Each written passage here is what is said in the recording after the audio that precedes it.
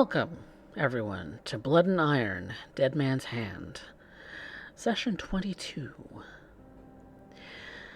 Last we left off, Anna and Shriek had collected together to discuss what more of the Second Inquisition and what else might be going on in the Arlington domain of the Dallas-Fort Worth area.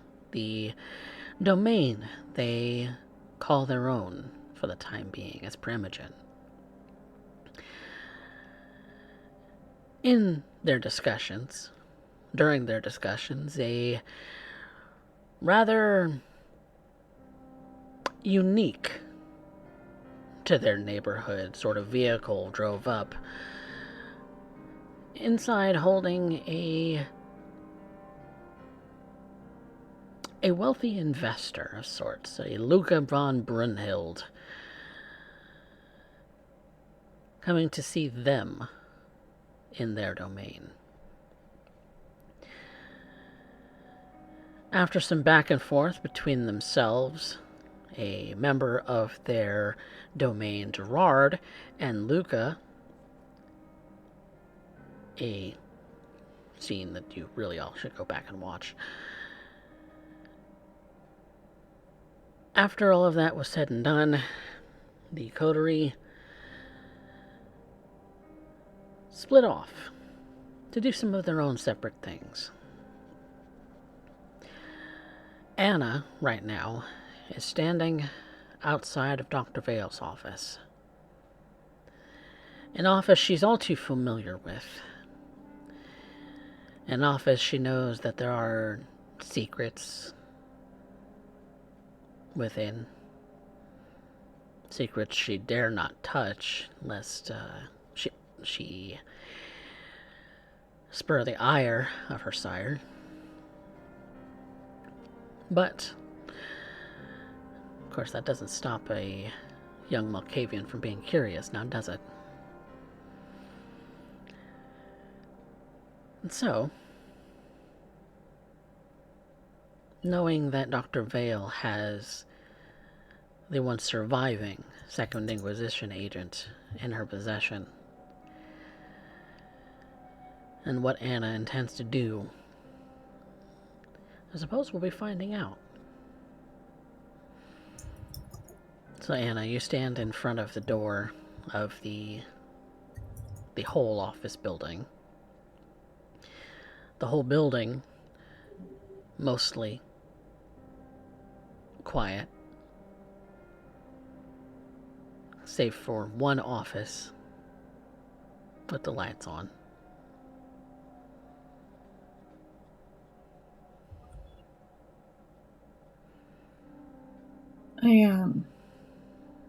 At the moment, I'm waiting.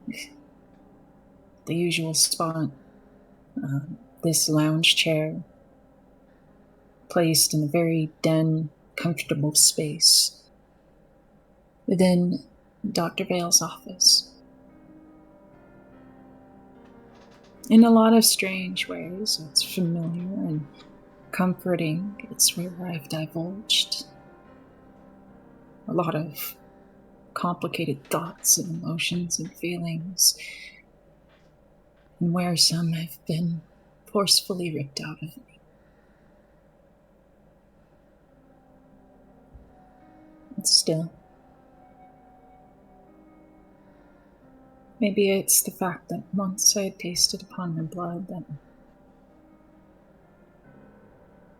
I don't feel unsafe. That she is my sire. Or maybe that's some sort of manipulation as well.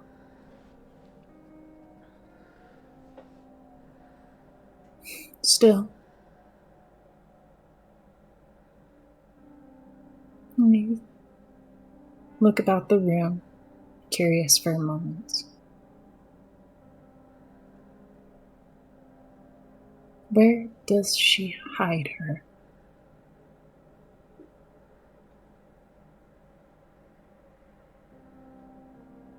It is curious.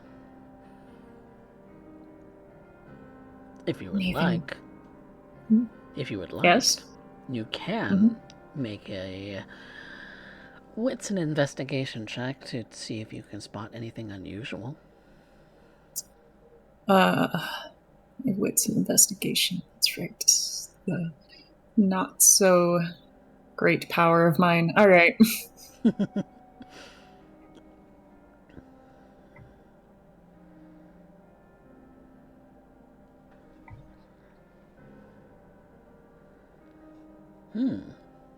Not bad.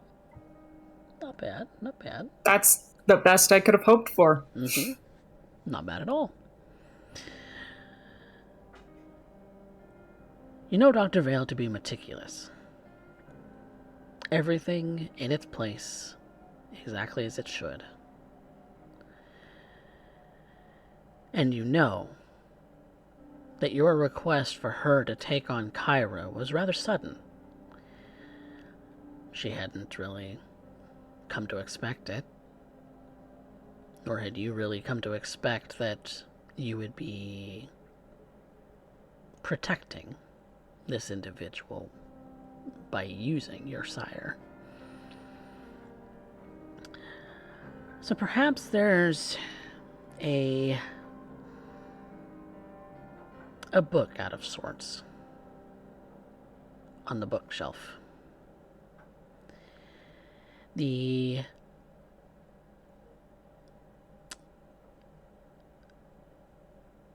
spine just ever so jarred.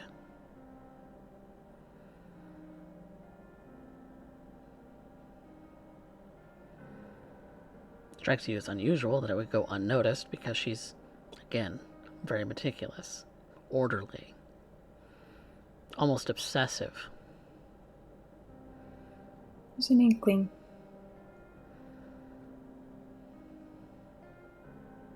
I go ahead and drag my fingers gently across the book spines before reaching the one just slightly out of place. I'm walking my fingers up to the top of it and pull it out. And as if on cue, in a way, you hear her footsteps behind you.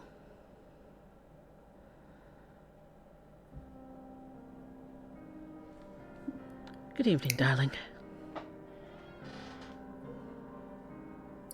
Before I pull the book out entirely, I simply let go and pull out a book beside it.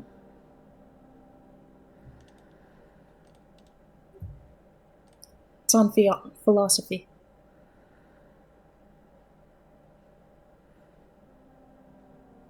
How are you tonight, my sweet?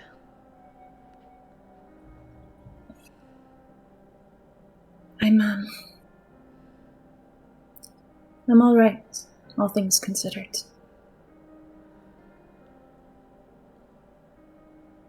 How are you this evening, Dr. Vale? I could say the same. I'm all right.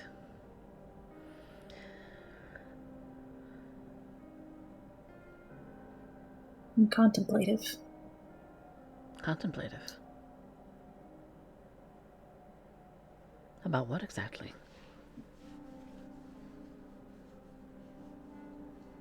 About things that have dominoed away, so to speak.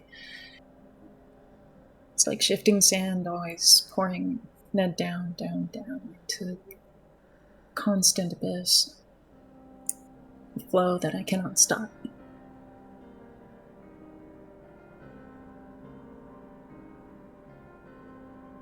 It started with that girl. The huntress. Kyra.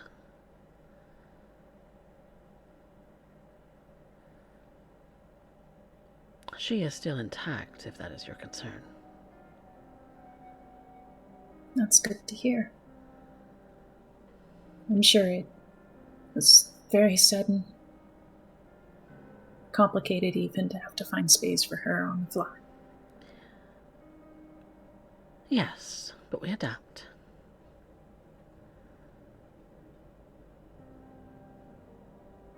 And puts the book back on philosophy.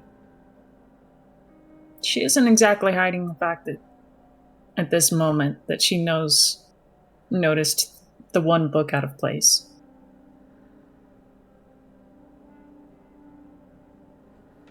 Something else on your mind?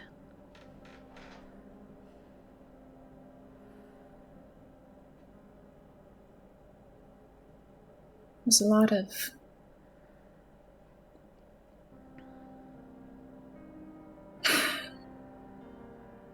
of loose ends. There always are. And of everything that transpired, there's so many favors I had to call in. That sway I had to use that I don't even truly think I had over those that I asked of. Is that normal? To have to call in favors? Use your power, your prestige.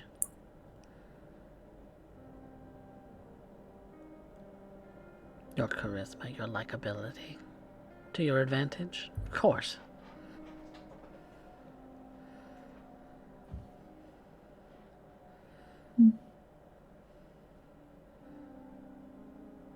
It's commonplace to use that to your advantage when speaking to others who are lower than you in the hierarchy. So why do I feel wrong about it? Maybe you feel out of place. I feel like I'm in debt.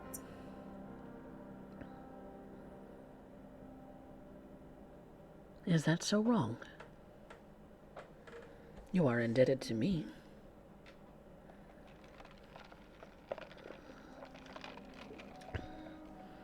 At the very least, for the inconvenience of a new housemate.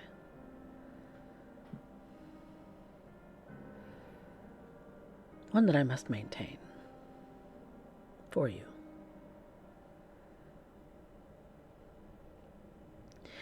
But you and I are blood. And, well, some things one does for family that they would not otherwise do. Blood. Family. Does this...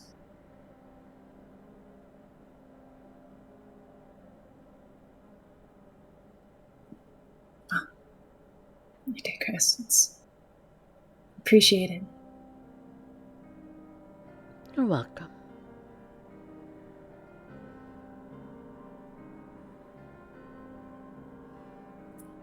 So what is it that I might do? Hmm. To do right by you?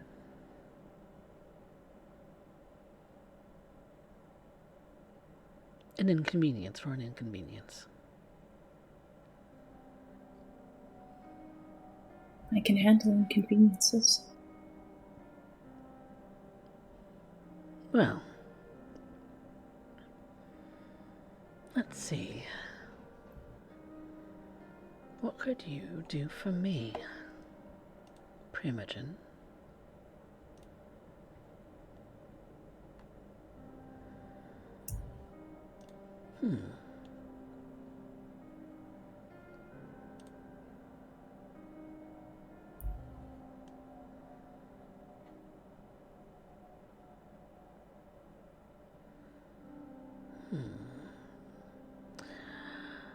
How have your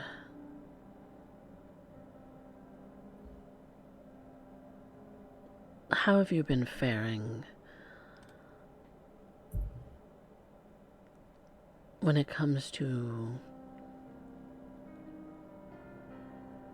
your mind? My mind. Physically, you look healthy as ever.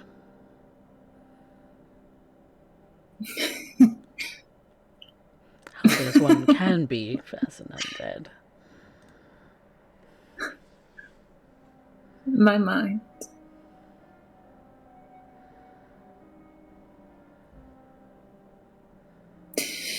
The night that I called you, there was so much more that transpired.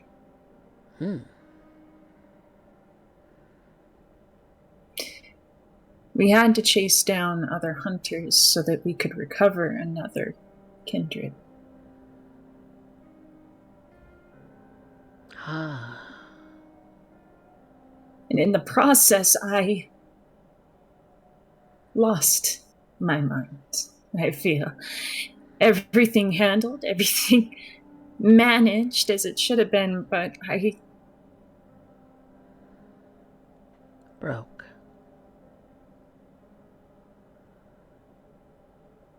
It is our curse. It is. And perhaps one of the first times that you've experienced that, hasn't it? It all fell apart so quickly, Dr. Vale. I haven't felt that afraid and confused and helpless since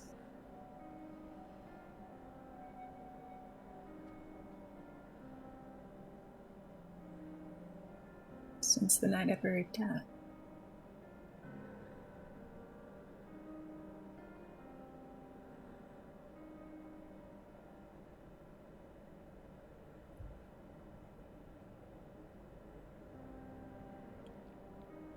It is something to be aware of.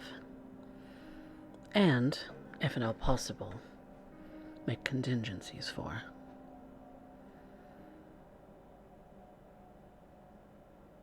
It is important to know whom you can trust in moments of such vulnerability. Or know who would never dare cross you.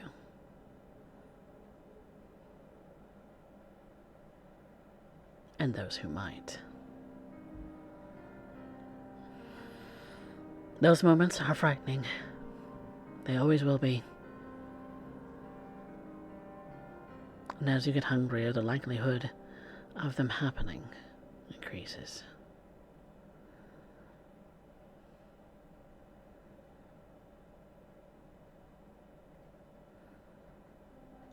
Even before I turned to you, you always had an issue. Your frail frame is a result of your issue with feeding yourself. My issue with feeding myself. Isn't it? You're obviously very thin, even for a healthy human.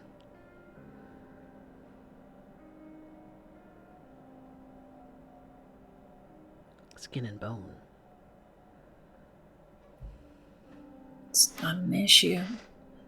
What I'm doing is to keep myself controlled.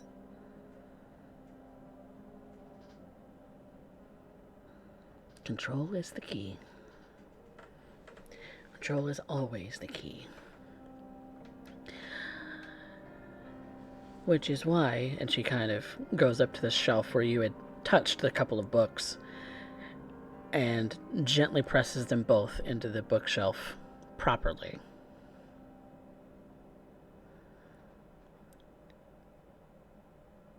Must have everything under control.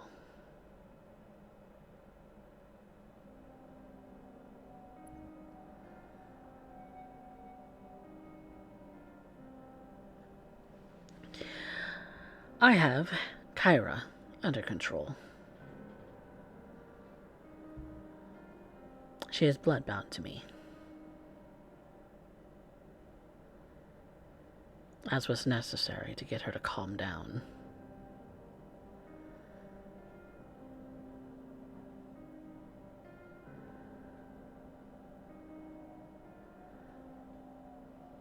Enthralled. Ghouls, they call it. I haven't. I haven't gone so far as to ghoul her. No, she's not worthy of that.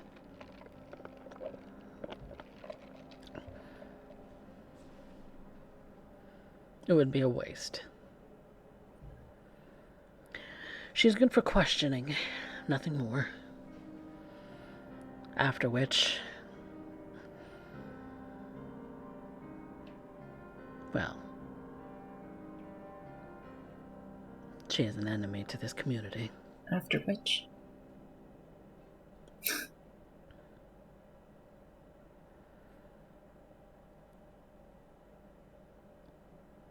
I was under the impression you could drag out her thoughts like you could with me.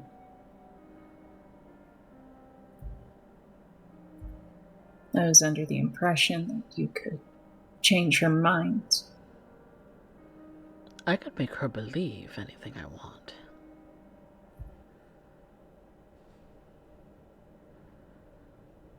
But her nature? That's tricky. Her actual thoughts, I can coerce them out of someone, as I did with you. Coax them. Over time.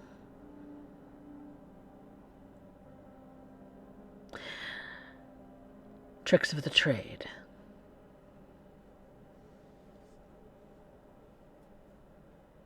You trust me, don't you?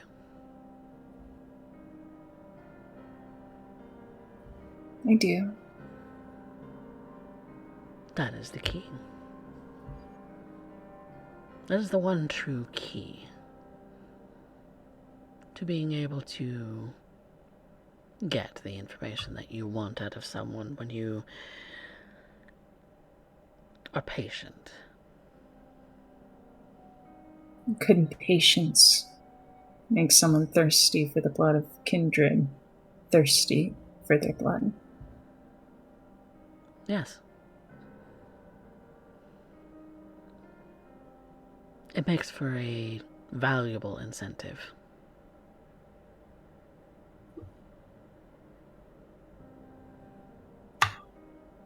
What makes it trickier to change your nature?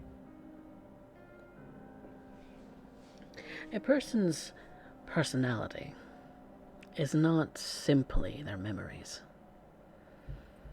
There are other factors. There's been a debate about whether someone's life experiences have more to do with their personality than their memories, or maybe their inborn nature.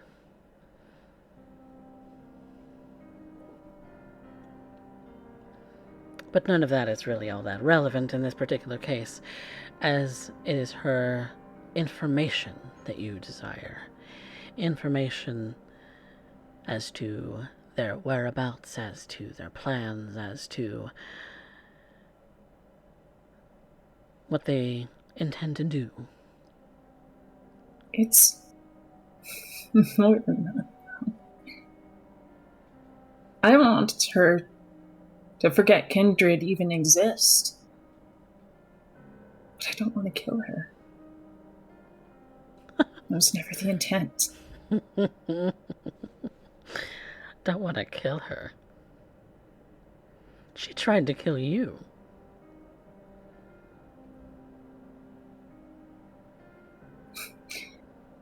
And I don't deny that. But there's a difference. I'm already dead. That makes all the difference to me.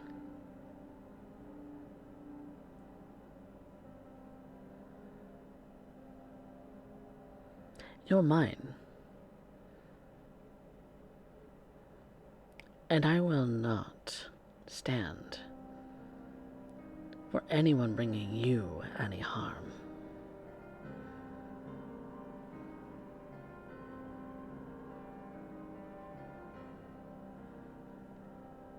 They would rue the day. I don't know if I should feel belated or terrified, Dr. Vale. But isn't both exciting?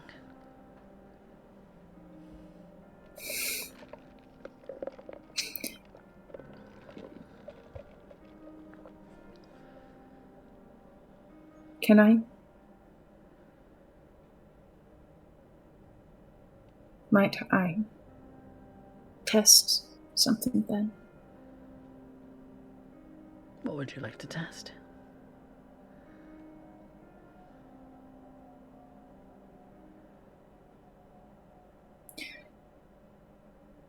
You say that it takes more work to change someone's nature. I think I know a way that can be done. It would take time and patience, but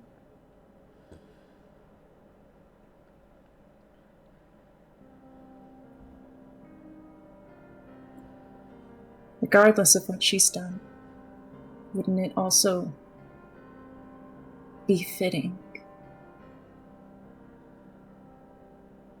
as she becomes the vessel for my own development?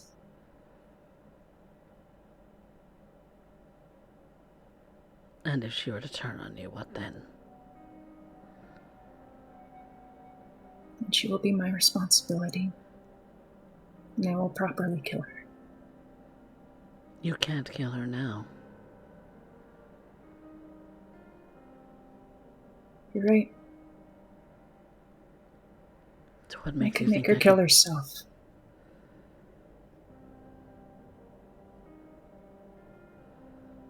I could make her kill herself.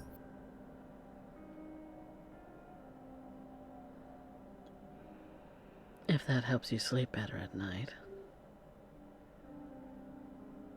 Nothing does anymore. Then why burden yourself with that at all?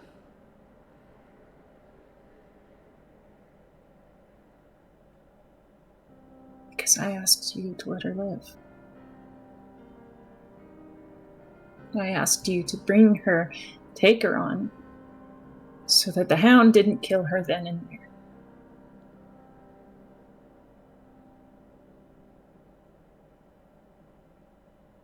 An inconvenience I'm willing to bear because you are my child.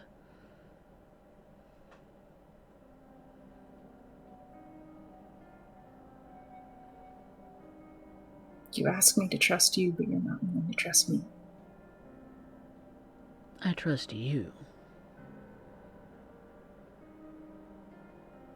In so much as I don't trust you to be able to pull that trigger.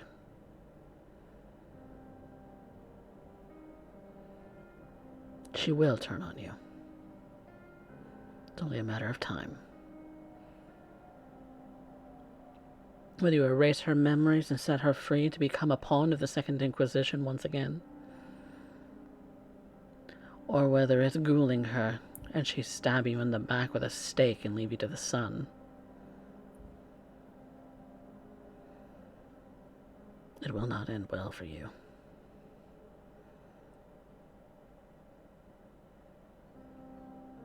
And I'd be a terrible sire if I didn't tell you.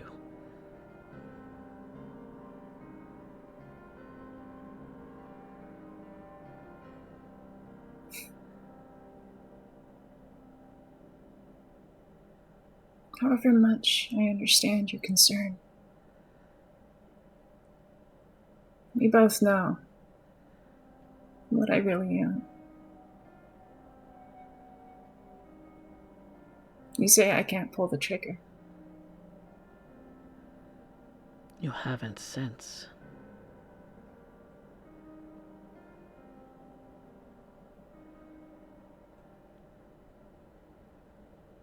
Isn't that part of her nature? Someday I will.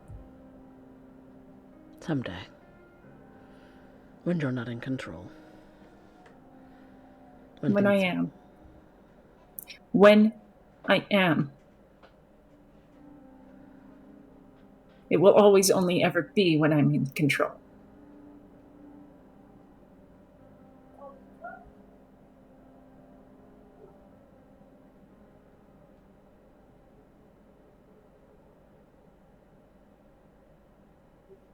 I know the decision I made, Dr. Van. What I'm saying is that I am willing to take up the mantle of responsibility that it bears, and I have anticipated what it means.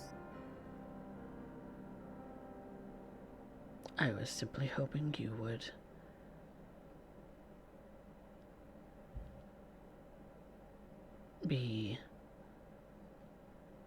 that you would prove your knowledge of what you are doing. But be careful on how much you raise your voice to me.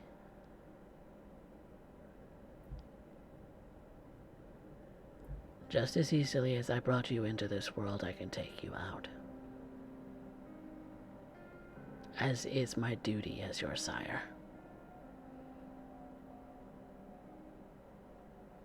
My apologies.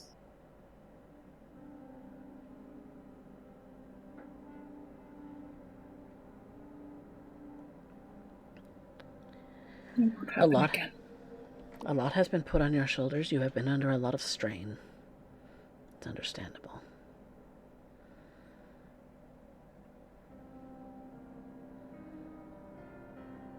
If you wish to see her, you may.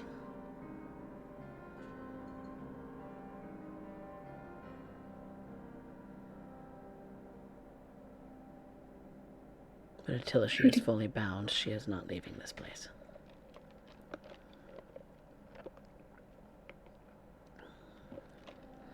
I understand. Thank you, Dr. Vale.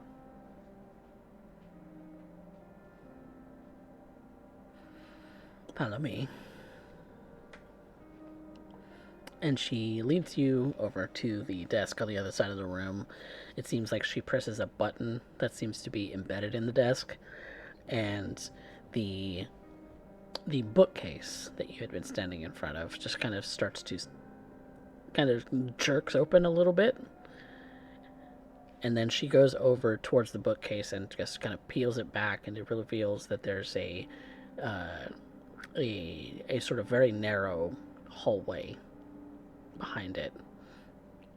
And going down this hallway on this first floor of the apartment building, the office building, you see that it kind of, there's no lighting in this particular portion. It's all dark. But she leads you down it towards an empty chamber at the end, where you see that Kyra is lying in a bed, kind of chained down with leather straps. She looks like she's in some kind of hospital gown. She has fluids hooked up to her. She looks like she's sedated. She looks like she's not awake at the moment.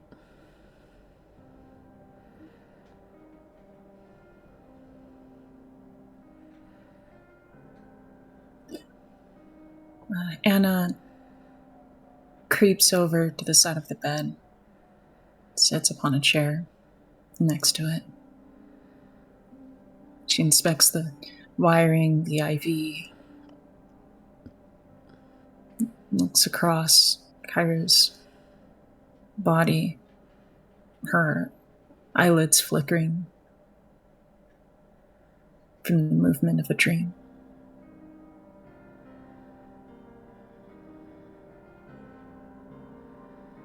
Can I make a medicine check? Sure. Intelligence and medicine. Unless you're planning on doing something to her. What are you planning on doing or knowing? I want to see, kind of get like an idea of like her general physiology, like where she is. Status-wise? Okay. Yeah. What her medical status is? Okay. Yeah, go Yep. ahead and intelligence medicine.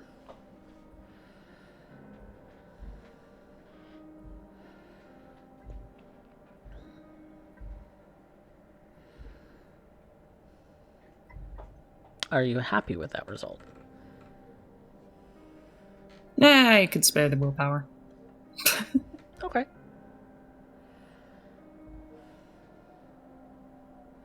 Shoot. Ooh. Yeah. No! Does mean there's a little bit of a compulsion coming on. Why? Every time I get a good roll, it's like, fuck you. Okay. Whatever, it's thematic. It's fine. It's fine. It's fine. Well, cave-ins are hard, dude. It's true. Can't have nice things. Nope. Mm-hmm. So, the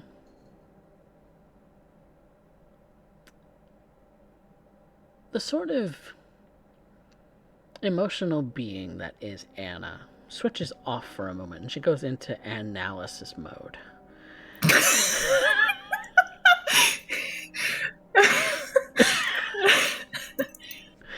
How dare you? I love it. Where she is the she is the medical professional sitting next to this patient, rather than the scared kindred that she might otherwise be. She is healthy, for all intents and purposes. She is breathing regular. You can almost hear the heartbeats of her, and her heartbeat seems to be regular. She is sedated, but still dreaming. She is otherwise physically normal. The scuffle that happened a few nights ago seems to have been a fluke.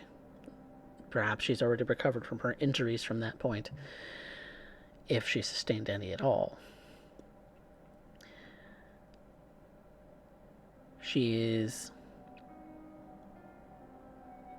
being, fed more or less by IV to keep her body in functioning form. So, she is otherwise a perfect specimen of health if it wasn't for the fact that she's bloodbound and asleep right now.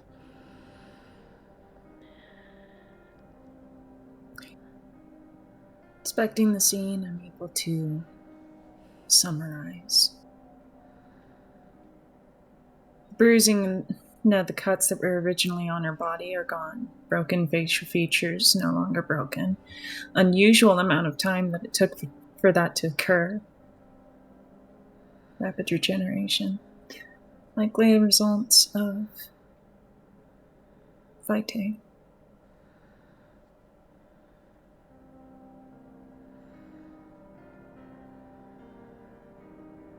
I check her temperature. Verifying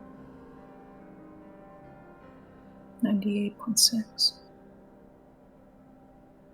Higher body temperature due to heat, but still within normal range. Slight fever.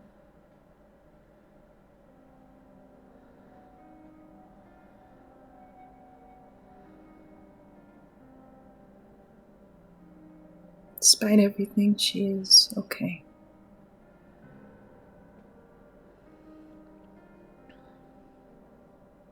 Maybe just for a moment. And place my thumb. Gently caress her temple. Warm.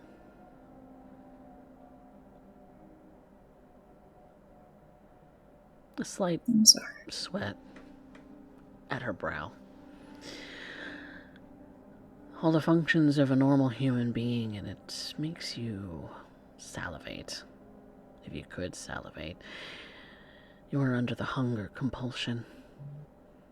You want nothing more than to gobble down this tasty morsel right in front of you, helpless, hopeless, useless. Nothing more than a feeding vessel.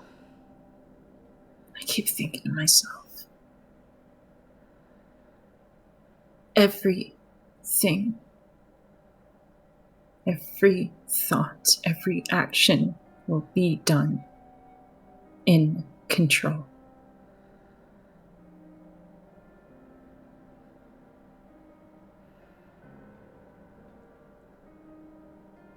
And as if a noise that almost only you could hear, your stomach kind of growls. Almost non-stop. It doesn't seem to bother Dr. Vale. It doesn't seem to wake Kyra. No, this is a sound that only you hear. A sound that only your stomach makes. That's unending hunger.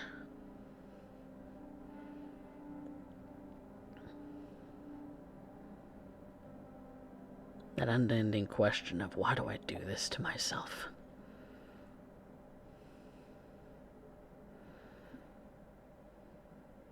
The funny thing about hunger when I was alive,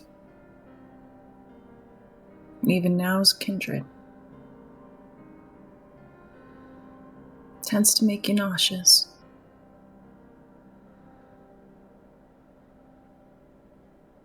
Right now, I could fucking puke.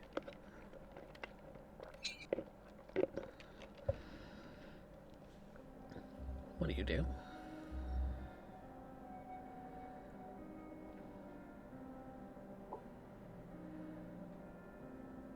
I turned to Dr. Vale, slowly. Returned to her side.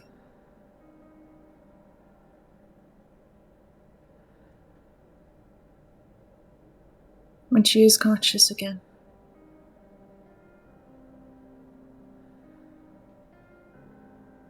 how is it that you plan to extract information from her? What is it that you do? Oh.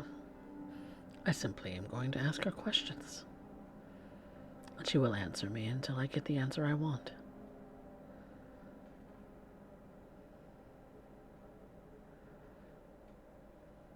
And when that happens,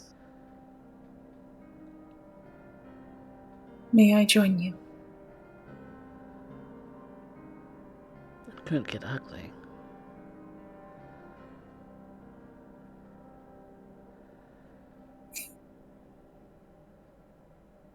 I'm sure it will.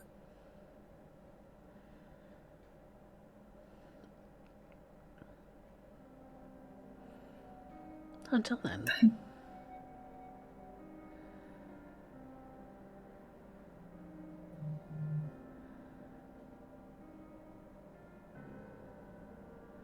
I appreciate your time, Dr. Vale.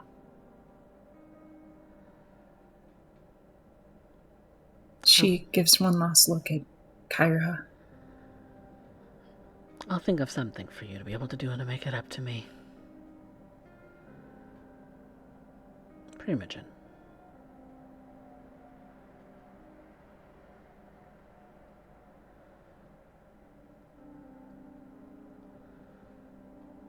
You know I'm good for my word.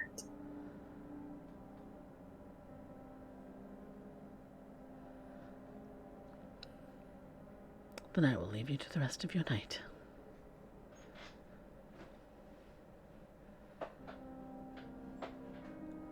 Come along. Nana will follow her back up the stairway. She keeps looking behind her shoulder, back at the room, down the darkness.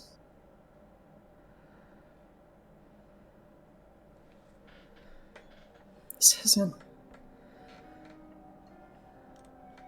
isn't the life that she wanted for her. It might just have to be the life she lives before she can be reborn.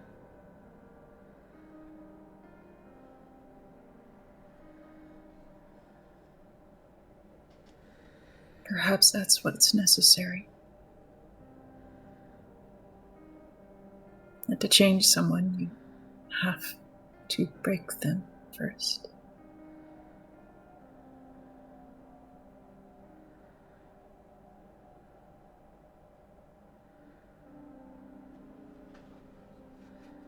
I know that all too well.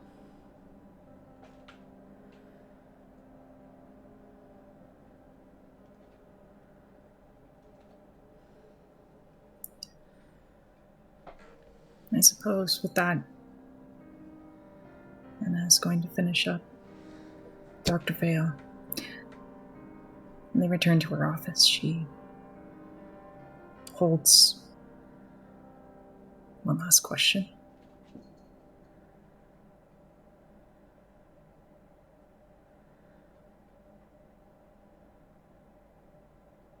This may seem very out of the blue. Mm-hmm. But what do you know about Dr. Ian Keller? Dr. Keller.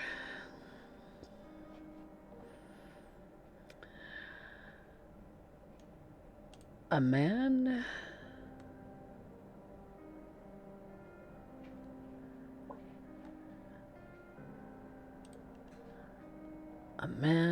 who is very efficient at his craft.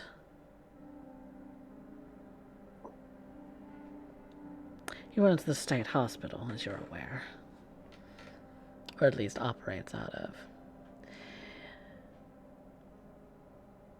He pretends like he doesn't run the place, but he does. I've heard a rumor, and then speculation maybe, that you don't want to end up as one of his patients.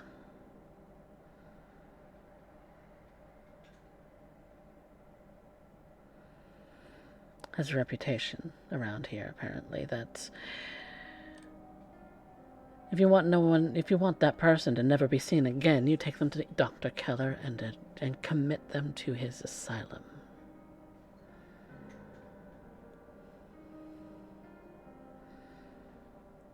You see, they will disappear.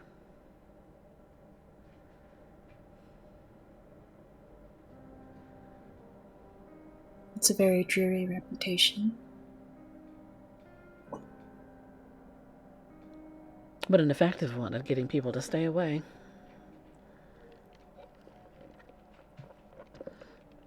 Kindred or kind.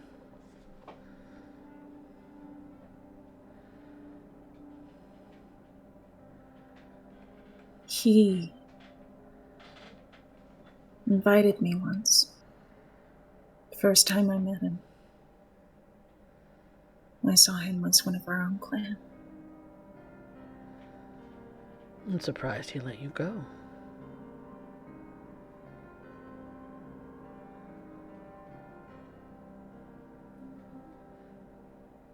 It's not often that he lets a prize fly away, from what I hear. It's the benefits of a very public space, such as Elysium. I suppose that was the one thing protecting you. Suppose I met him in a space less public. Don't.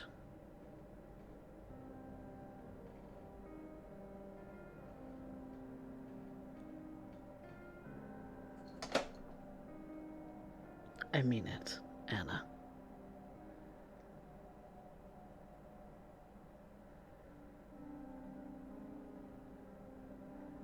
Understood. He's dangerous.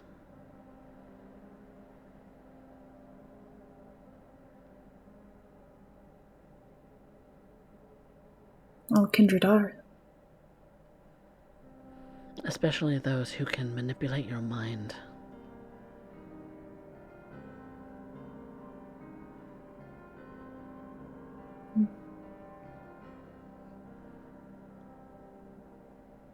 I understand. I won't take him lightly.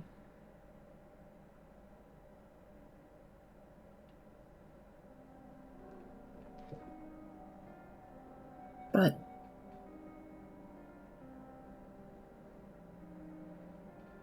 is coming Elysium.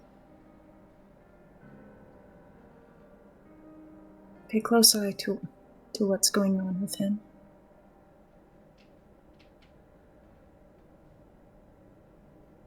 There might be a show that'll be performed.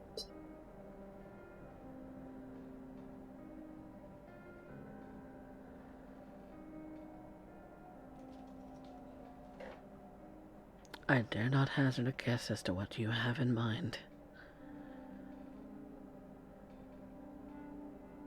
But know that you are...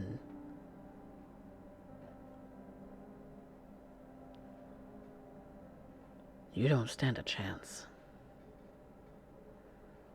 On my own.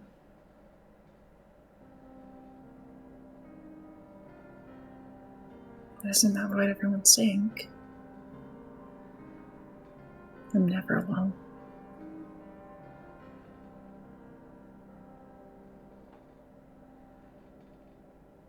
Dare I ask you why?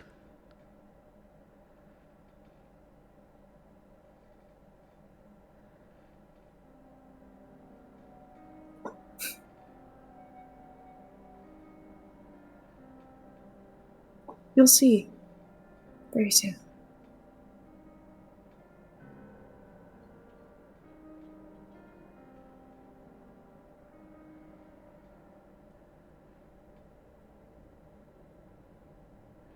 It's just our secret for now.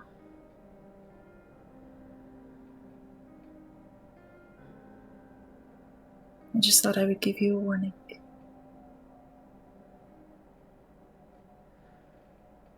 A clue.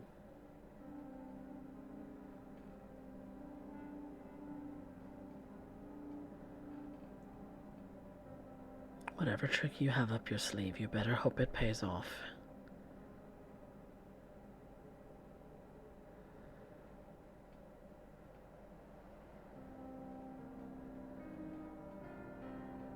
We'll see.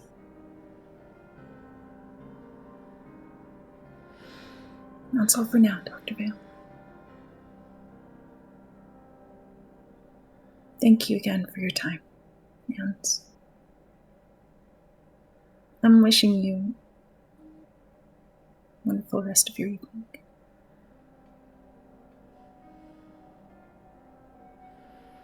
You have a good evening as well.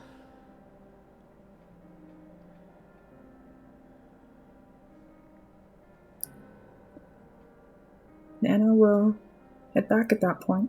If I remember right, the visit to Dr. Vale's was supposed to occur on the end of the previous night, so... After Luca dropped her off there, yeah. Anna always just finds a way to make sure people don't know where she actually goes.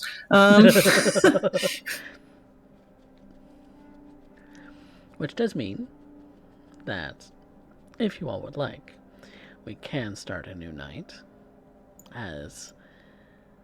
Unless Alex has something that she would like to do before the end of the night. Okay. Then you all make it to your havens. You all make it to your day rest. You sleep as comfortably as you can. Shriek, being that he lives in a pest-infested apartment, might have a less than friendly time, but you all wake as the sun sets and the mortal world is drawing to a close and the world of kindred begins again. So everyone make rouse checks. Would you also like me to get rouse? Yes. Alright, I'll make a rouse check.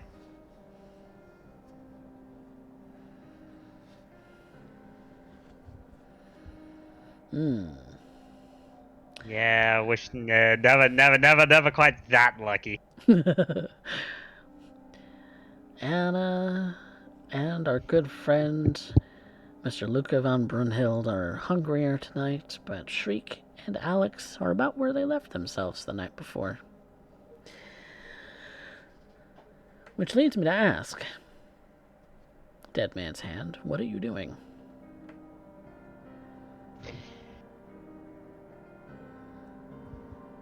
I had some calls to make to,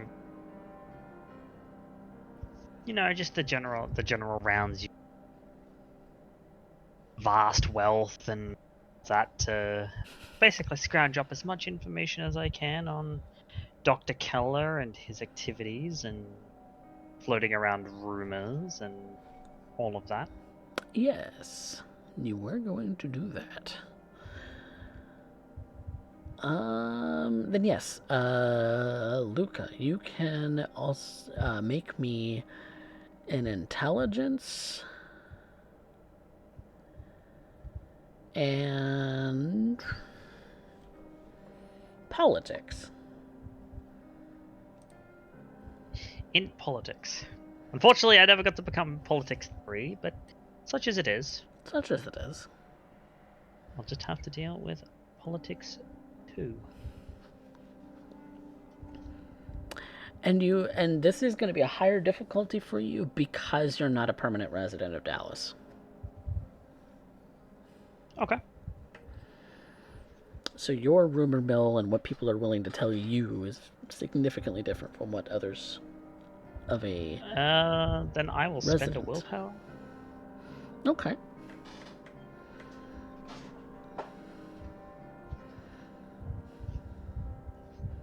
Four. Okay. I mean, that's still pretty high, I'd say. Yeah, that's still pretty high. Basic gist of Dr. Keller is you're aware that he either works in, does his feeding around, does his business around. You're not entirely sure what his business is, per se, around this state hospital. That being said, the fact that he is found there very often means that he's got a significant tie there.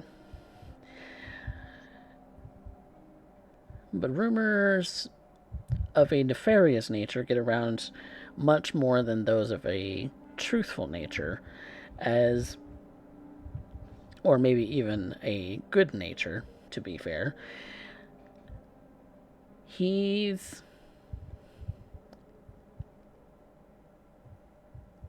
the kind of doctor you don't go to. Supposedly a psychiatrist by trade. Maybe in life he was.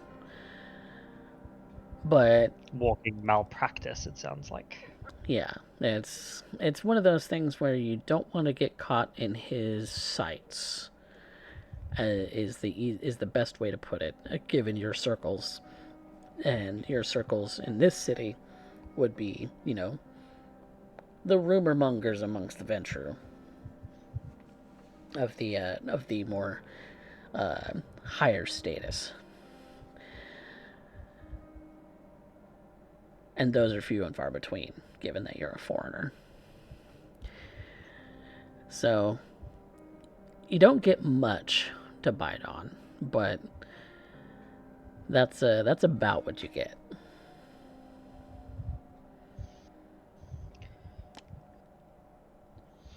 Well, if we go to share,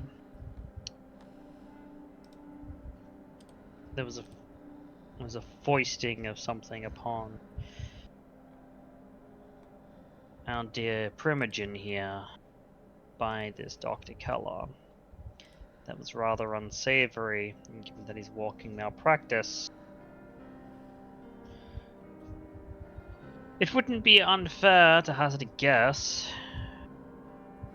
And he's probably up to some sort of horrible experimentation or something of that ilk.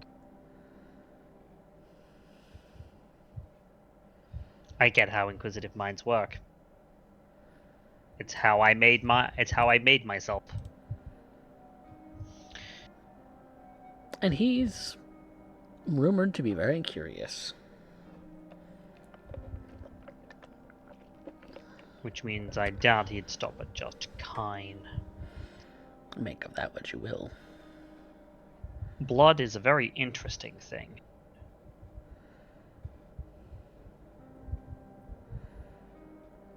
those who hold it tend to exhibit many different traits.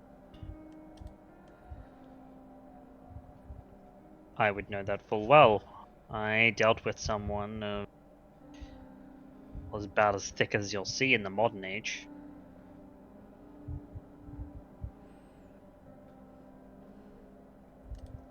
Note that this comes from a background of Occult 3. Mm-hmm. Yes.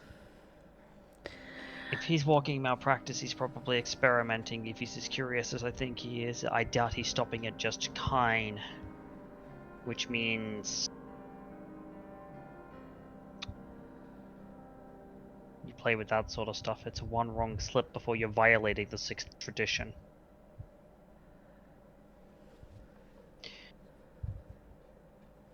No proof of that.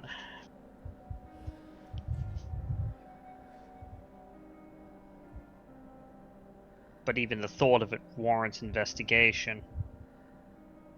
Possible tradition breaches would be the domain of the sheriff and the hounds to investigate. That being said, given that he's so close by to the domain of a set of primogen, it sometimes falls into the purview of a primogen or the primogen council as a whole to investigate such matters. They're examples, after all. They let tradition breaching go on in their backyard. It looks horrible on the prince. And of course, Prince Warzy, being as he is definitely not going to accept that as a thing if it's going on. It's one thing I know, it's etiquette. It's how to get around these sorts of things. It's how to make people show their dirtiest little indiscretion through the tiniest details that they might have missed. No one gets everything. No one's meticulous enough to get everything. It's why kindred roam around in coteries. Multiple hands, multiple eyes. Or you just so happen to be one of those horrible flesh crafters and an amalgam of hands and eyes with you and everything. As some of them tend to do. From stories I've heard, of course, I haven't actually seen that. So, let's go and meet up with Dead Man's Hand. Let's see what they've got to say. Let's see if any more of them are going to show up. Because whilst the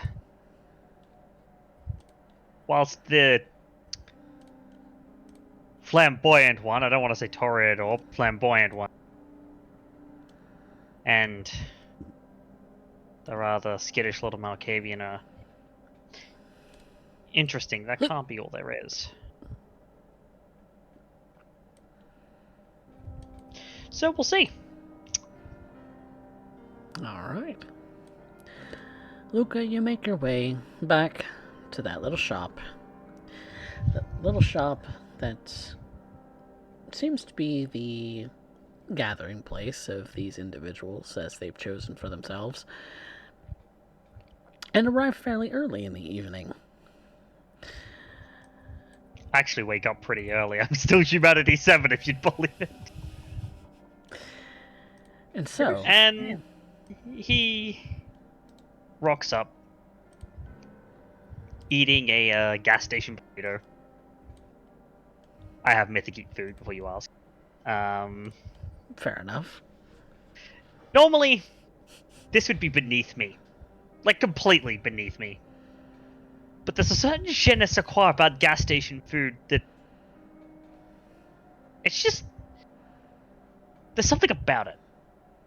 It's almost like the ashy taste is appropriate to the food item. Yeah, except I don't taste ash. That's the benefits of Mythic Eat food. It tastes like a gas station burrito. Sure, it's still a gas station burrito, but it doesn't taste like ash. Unless, you know.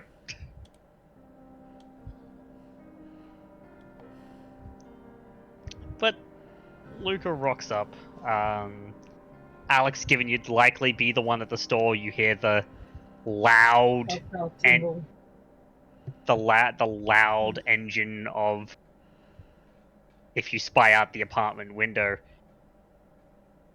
Is that a Bugatti pulling into your parking lot?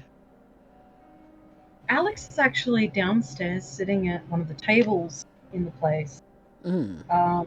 on a rather worn-out looking laptop, just functional enough to send emails on. Mm. Typically only used for business work. Mm-hmm. The store is currently filled with the smoke of white sage, and every surface is still slightly slick and tacky from being wiped over with camphor oil. Mm. Ah, yes. There's The also lovely camphor oil. that telltale, slight acrid smell of insect-killing chemical. And just underneath of it all. Mm-hmm. And yes, there is a Bugatti driving up to your store, very loud, almost kind of rocking that glass door at the front. That it kind of vibrates with how loud this engine is, and you peer out the front door and window, and there it is. Kind of leans back on her chair, kind of peering out the glass front. A somewhat exotic car. Huh. Not typical of your usual clientele. It's not typical of the area. Not at all. This is the suburbs. It stands out like... Well, it stands out like a nail on a hardwood floor.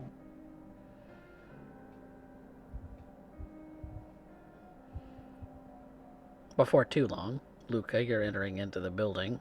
The sort of ringing chime over the door, sort of giving away that someone has entered, Alex. And you turn to find a man. Tall, very well dressed, like full suit and tie. More of a black affair than the regular white that he goes with. This rather gothic-looking woman with piercings and green and black dreads kind of stands up from her computer. Good evening. How may I help you this evening? And he turns and he looks Alex over with a once-over.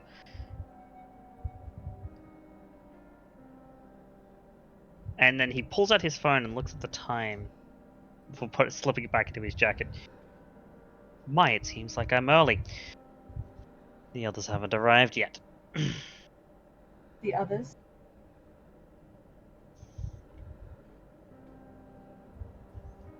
And he kind of...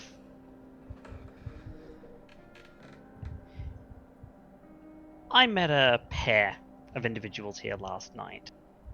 They and I had a bit of a chat about some things. Pair. And who might these pair of individuals be? And he gives For all a you know, basic... Luca, she's staff. He gives a basic description of what Anna and Shriek look like. Not giving away at all that they, that they'd be vampires or anything like that. Just general physical descriptions. And Alex, you would be aware that he is speaking of Anna and... Yeah. She kind of quirks her brow at his description.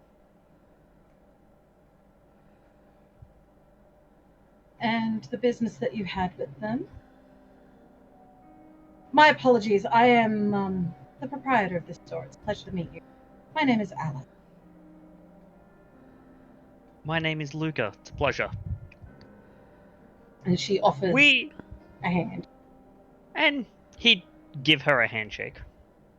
Nice, firm grip, although... just as a quick question, Alex, what's your strength? It is 1, I think, if I remember. Yeah, so right. they'd be about equal. About equal. There is like no strength there. Yeah, marginally more, but not by much. Luca would also be able to take note that there is her hand is very chill.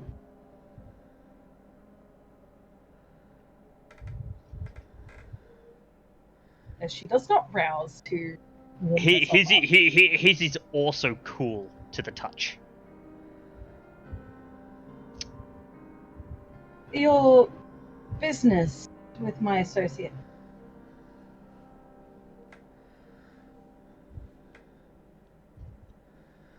Involved some missing assets of mine, which has since been resolved. I see. I apologize that I was not here last night. I had some business of my own to attend.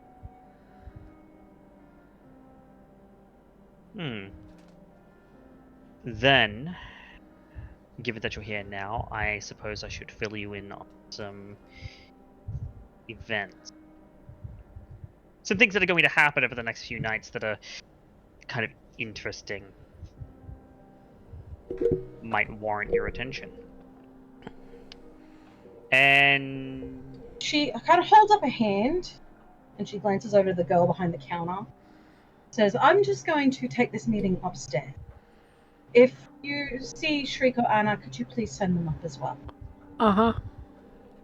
Thank you. As always. yes, he doesn't mention anything like he says night, just referring to the general thing of like the past little while. Like he's making a hand gesture just to refer to the past little while, just so that that lady behind the counter doesn't get any ideas. I wasn't actually aware that there was someone else in the room. Well, because Alex is so busy, she has staff in every night. Yeah. No, I wasn't actually aware that there was someone else in the room, like, at that moment. So, that's... Yeah. But The staff tends to as- get overlooked because they're staff. But Alex will then gesture him towards a door in the back of the store, which she offers to lead him up. Yep, and he'll head upstairs, and just before he does, his eyes tick to that laptop and he stops. He's like...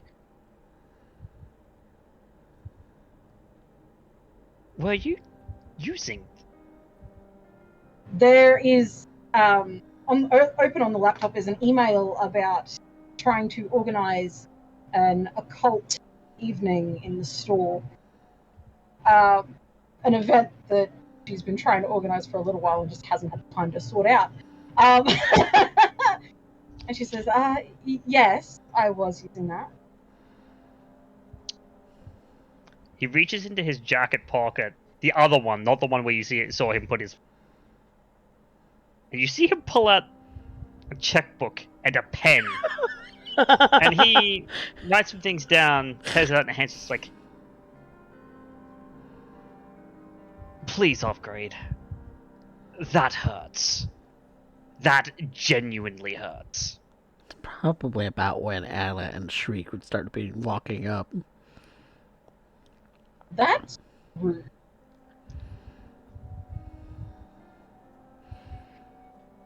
Peering inside Anna and Shriek, you do see that It Luca looks like is talking to that Alex. thing looks like it's 20 years old. You see Alex has this look on her face like, fucking excuse me?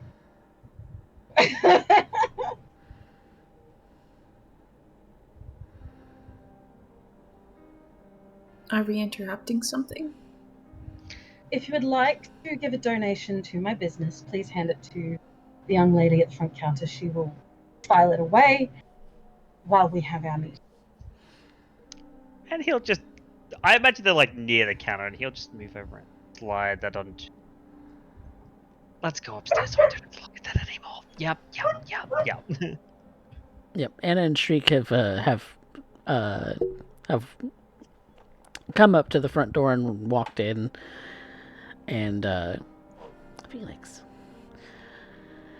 and you see that that Alex and Luca, the man you met last night, are going up the stairs.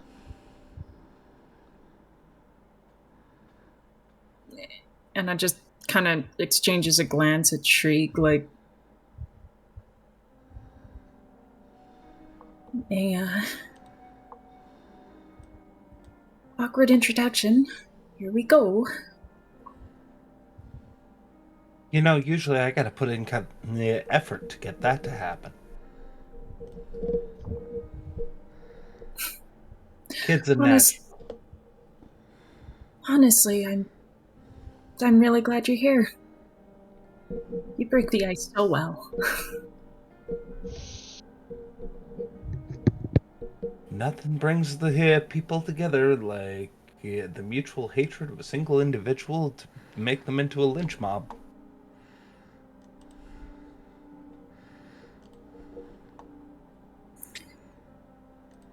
Oh boy.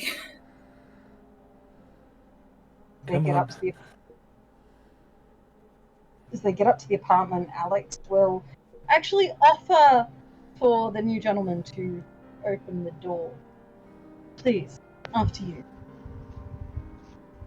And he'd open the door, and he's not going to turn down the hospitality. And she'll wait for Shriek and Anna to gesture for them to go in. Before following the three of them in and closing the door behind them. Curtsy.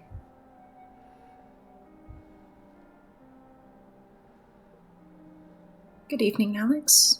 Good evening, Mr. von Brunhild. Good evening, Anna. I believe an explanation is in order. Right, let's get the obvious thing out of the way. That's Gerard's new squeeze. No. Well, they were exes once, and now they're back together. And because we discovered that Gerard was poaching on his private farm jet plane strip underground facility. And so we met Gerard at his bar, and then they started bickering because I think they want to get back together. No. Gerard doesn't strike me as the type of person to be together. Until you realize he's heartbroken. Okay. Allow me to explain this to you. Please. I flew down because, as I said downstairs, my assets were being poached. That is to say, several head of cattle being poached individually.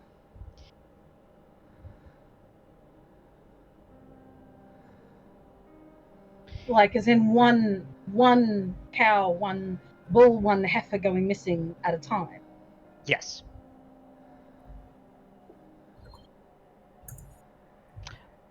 Before you ask, given your rather chill to the touch, I'm just going to... And he lifts down his suit jacket to show his cufflinks. Crossed scepter and sword. I see. Just to get that out of the way. Well, So, to redo introductions, it is a pleasure to meet you. I am Alexandra Jenkins, one of the primogen of this domain, and childer of Alison Levine Hampton, grandchild of...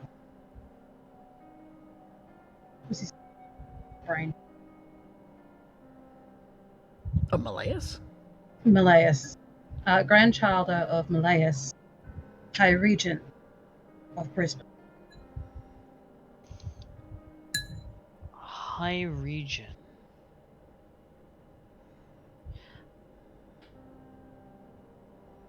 That would make you of Clan Tremere.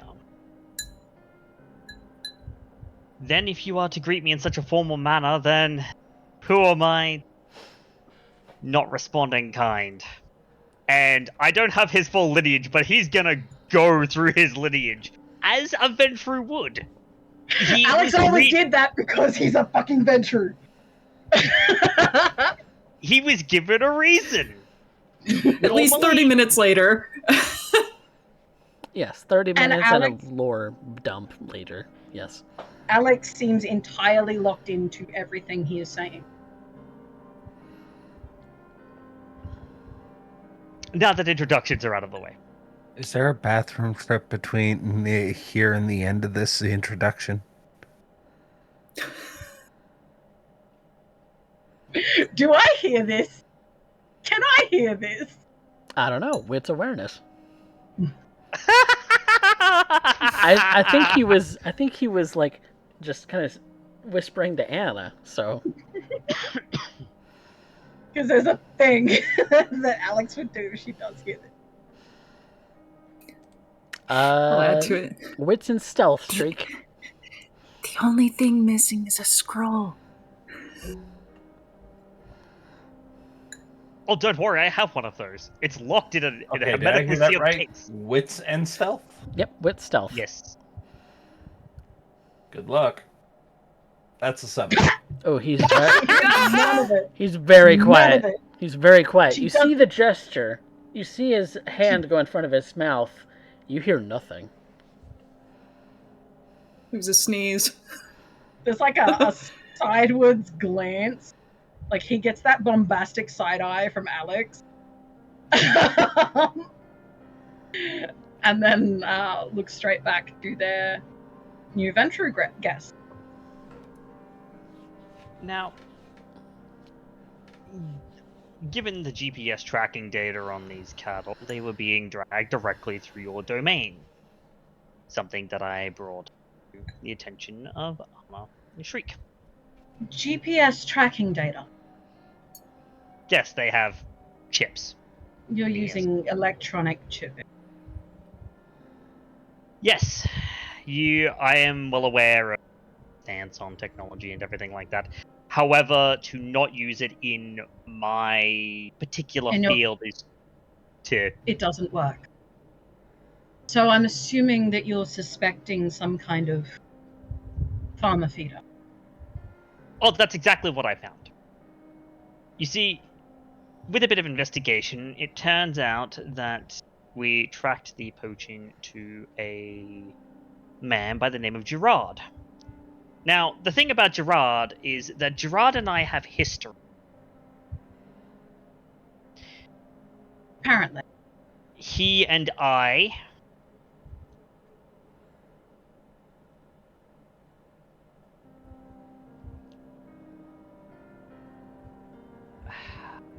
To not break your brain too much, he and I basically stopped what I They would went call- into a big black hole together.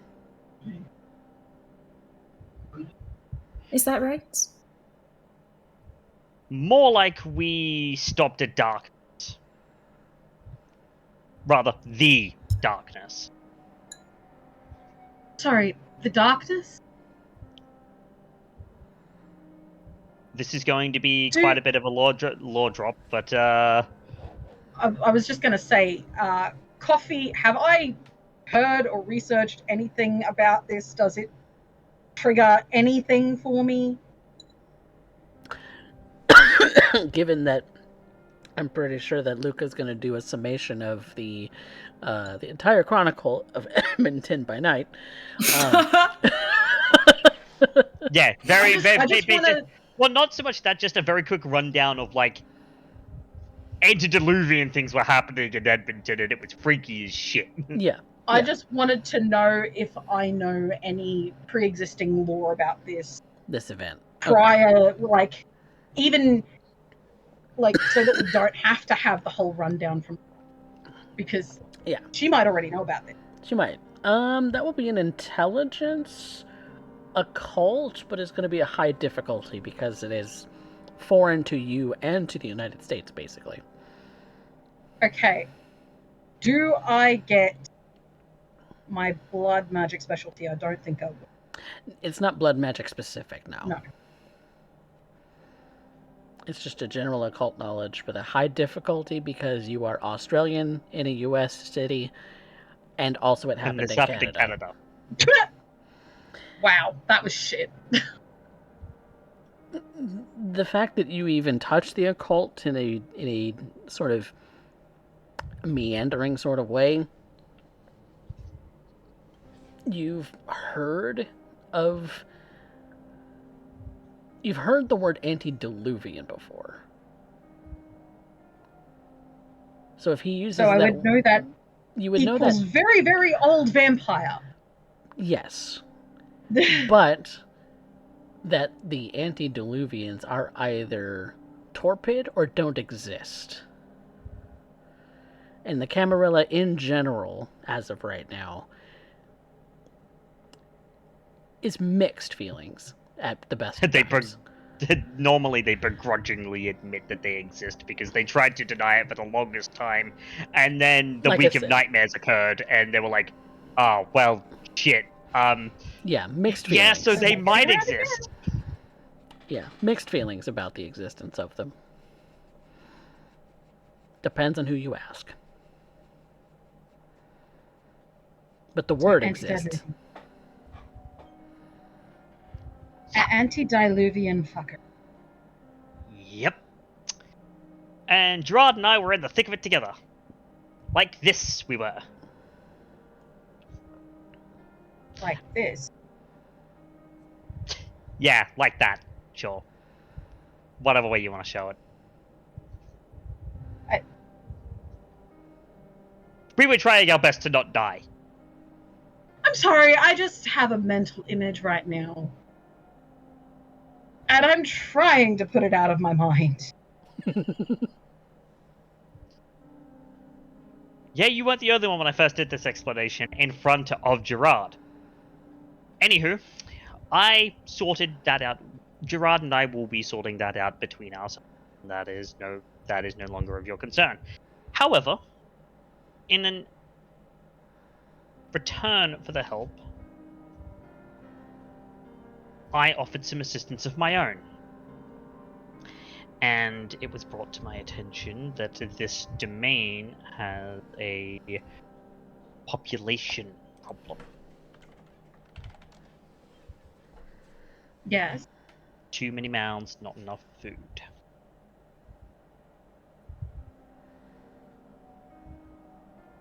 I am simply here to assist in making sure that this is not necessarily solved, but the pain of such is alleviated, if only a little. In what manner? In the manner of domain expansion. Interesting. And there was a target that was brought to my attention. One Dr. Ian Keller.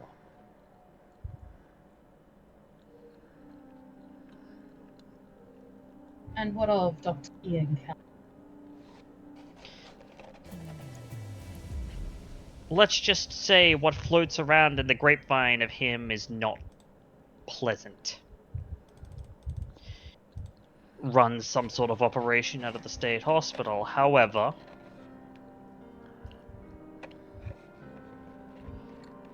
he's basically walking malpractice. You don't go anywhere near him, because it's very liable that if you do, you're never coming back. So he's a public target. Not only is he a public target, but a mind like that is very inquisitive. Given that people are going missing near a state hospital, and given what people talk about regarding his art, I would hazard a guess in that he is likely performing some sort of experimentation, and given the inquisitiveness of such a mind, I do not believe he would stop at just kind. What runs through our veins is a mystery to most of us.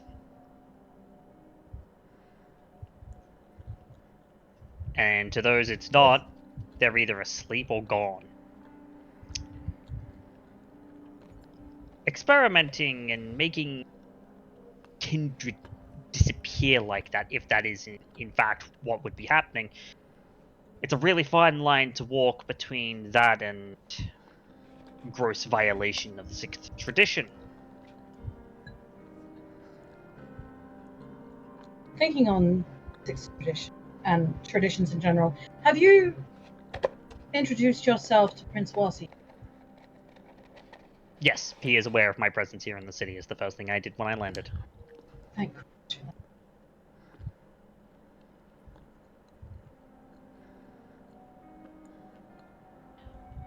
I normally have my ways of announcing my presence, given that the ranch where those cattle were poached from, not only is it a private airstrip, but it is also a rather high-end barbecue restaurant and also a trading center for the Dallas Cowboys. Well, that's a flex. Well, it's not so much a flex as it is it's not about the flex, it's about the fact that given the amount of money that flows in and out thanks to the team, I tend to be a rather high-profile individual when it comes to Prince William's eyes. Interesting. Back to our problem of too many mouths. I had a thought. You mentioned that you're in the business of ranching, cattle farming. That's simply an investment. My actual trade is nanotechnology R&D. Scientist. Researcher. Interesting.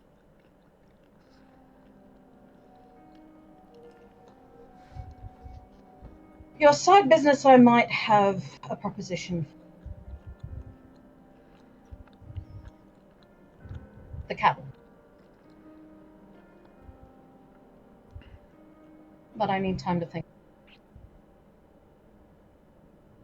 As for your other talent,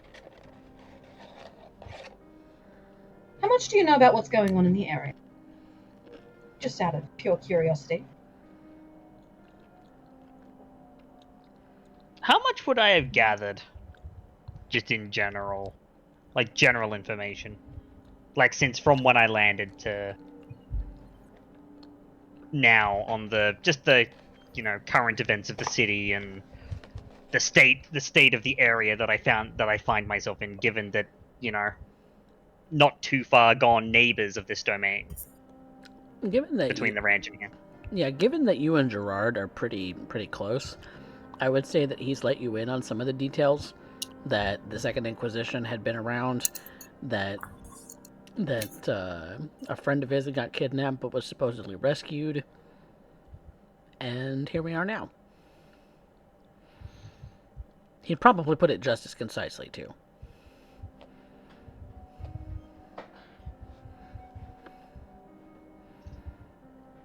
You've had snooping noses with incendiary ammo wandering around. Well, thankfully, I haven't seen any sign of incendiary ammo, or I would be in a lot more problems than what we're in at the moment.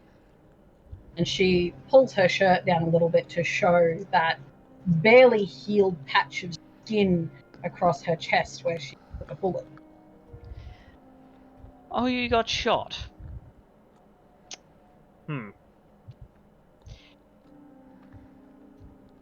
You would imagine then that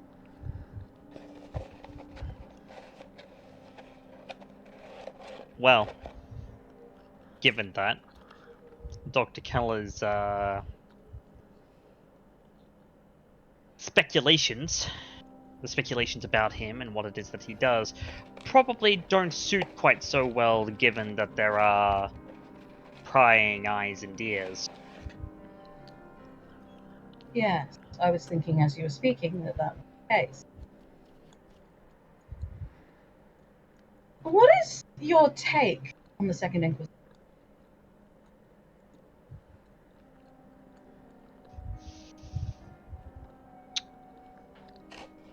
The Second Inquisition is a response of a group of people who are frightened. And rightfully so. There are those of us who could rip Kain in two with nothing like a piece of paper. Lift a car. Bend a streetlight in half. probe their mind, take bullets and keep walking as if nothing had happened. Bend their will against their own. Rightfully so, they have a reason to be terrified. What would you say if I said I had several of their computers currently disconnected from their systems, turned off, and in storage?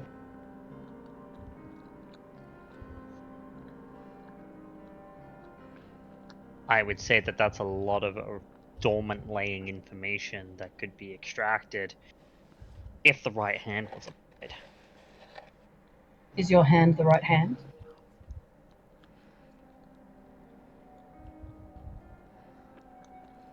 It is.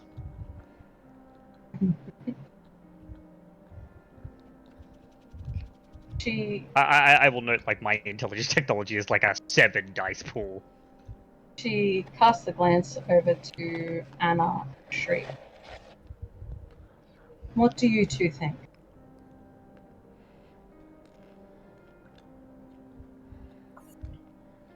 I think, honestly, it's probably the best move right now, just to take steps against everything that has happened. That it not happen in the future. Not only would I agree, but I would even take it a step further and saying it would be a good display of authority and prescience on the part of a collective member of the Primogen Council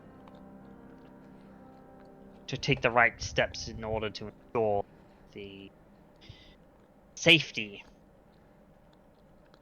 of the kindred in the city is considered in such matters.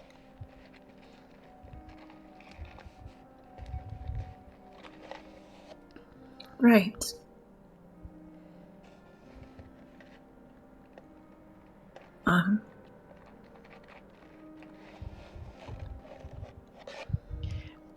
I'll just quickly add on to as a point, because he's kind of signaling something here very clearly.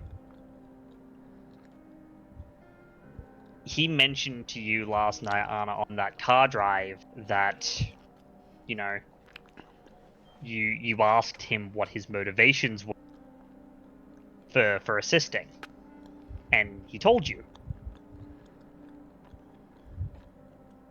And, you know, that he also pointed out to you regarding, you know, the respect of the primogeniture is like, yes, I apologize for acting like that, but in the same breath, you're meant to be primogen, and right now you can't stop me, and that's not a good thing. So basically, he's trying to telegraph that to assert to show that you actually have the authority that your title grants you, to show that you have the ability to assert that authority. This is what you need to do. If you want them to if you want the rest of the Primogen Council to recognize that authority, to rethink what they did and go, you know, maybe we should not have shut the door on them because that was a bad idea, that keeping these sorts of things in mind and thinking about the kindred of the city, given that, you know, you are in essence their representative to the prince, that doing that is a good idea to make sure that the others can't just brush you away. You can't just be dismissed, because to do so would basically it makes that move a lot less risky on their part, and it means that, well, shit, we actually need to listen to them now. And he's basically Luke is trying to telegraph that very clearly. They took Madame. They took her from us. And I don't know what they were going to plan, what they intended to do, but that alone and in of itself was a danger and threat to all kindreds. And that is not solely a circumstance of the individual. That is a byproduct of the inherent inflictions upon Arlington as a domain, that which the court perpetuates.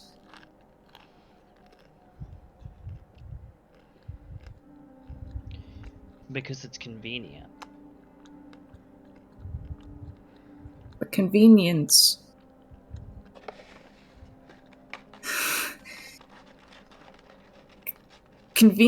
and complacency is a fault. And you would see that Lucas smiles, like that. He's seeing things that are very pleasing to him. You're saying, and not in the malicious way of, oh, the court's complacent, but more in the matter of you're seeing it. You're seeing that something is broken. You're seeing that something needs to change. It isn't to say that we haven't known these problems.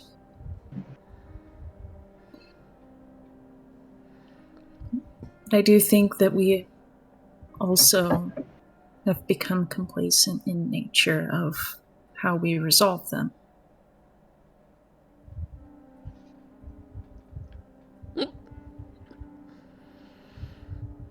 We accept the problems.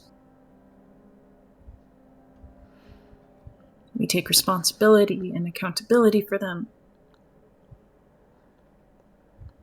But we do not find justice about it. We do not demand justice for it. We do not create it.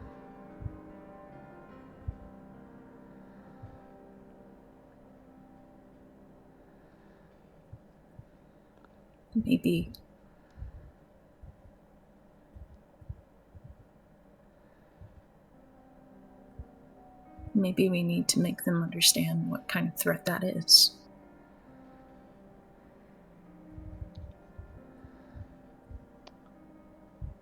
I always thought that maybe it would just generally be easier and better. We just become the maw that they believe Arlington to be.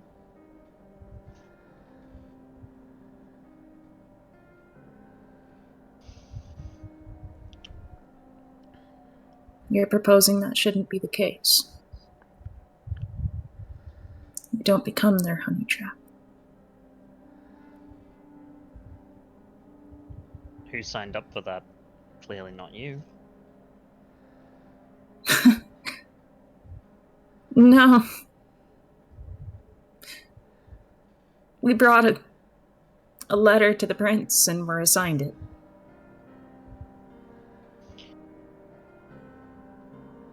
It's not that being the honey trap is the bad thing. Those sorts of operations, when run by the right kindred, are important in thwarting threats to the city. The thing is, however, the powers that be around you, well, look at what's just beyond your borders. It's undervalued. Bingo. We have a veritable set of assets in this domain that are highly undervalued. But that is where advantage. It's not only that they're undervalued, but in the case of some who lay just beyond this wall,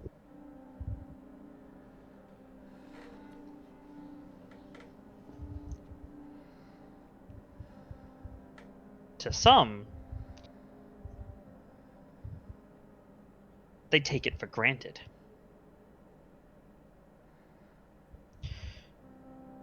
If I was a Second Inquisition, looking for things that were odd, signs of, I don't know what they call them, but let's just use our word for it, kindred activity.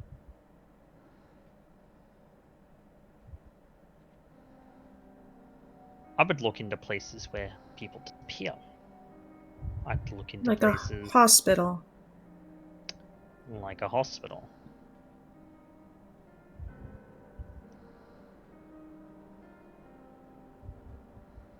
It is plainly clear that something is going on. You hear a rumor once, and it's happenstance. You hear it twice, and it's coincidence. You hear it 3 times, and it's a pattern.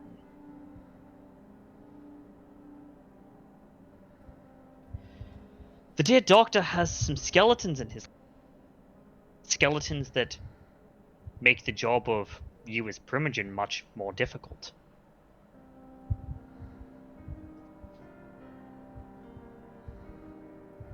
Possible tradition breaching aside,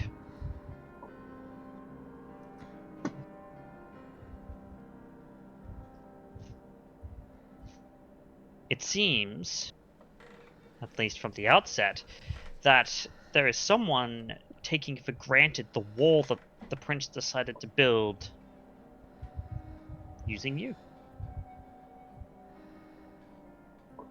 Regardless of the politics around it, you do bear that title.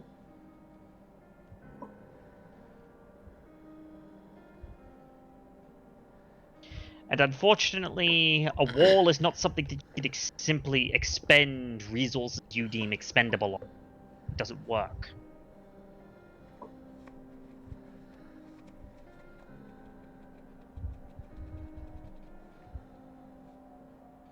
So, those cards rest on the table in front of you.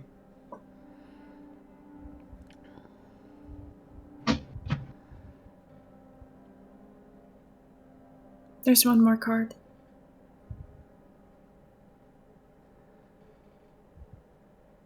By all means.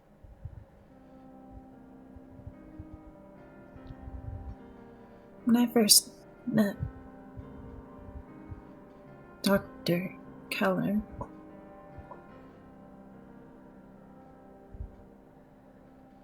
he offered an invitation.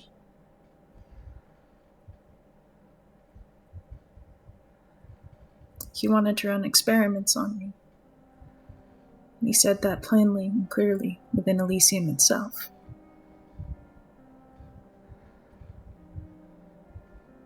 My sire has explicitly warned me that he is a threat in that regard.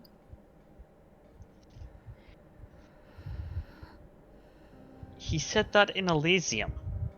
Sounds like a man who fears no consequence.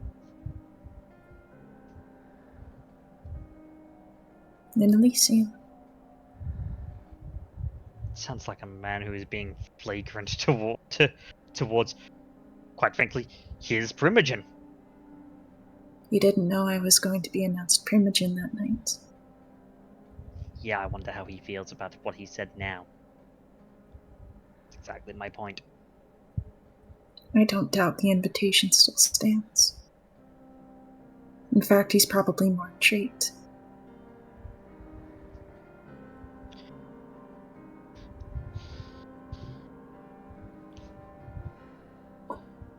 I suppose your side would have the right of it, in that...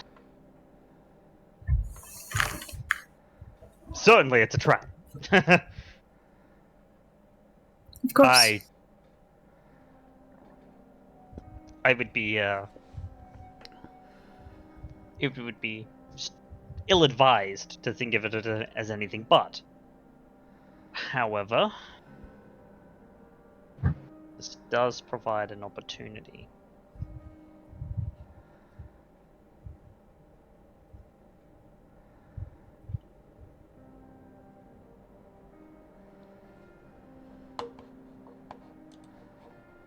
What do you suppose that is?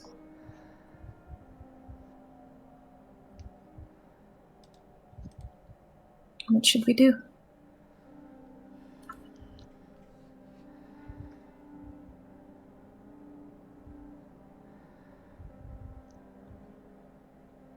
It's leverage to one's advantage. But it's also dangerous. See that Luca is kind of pacing and thinking. You can see the gears turning. He's doing cost-value analysis.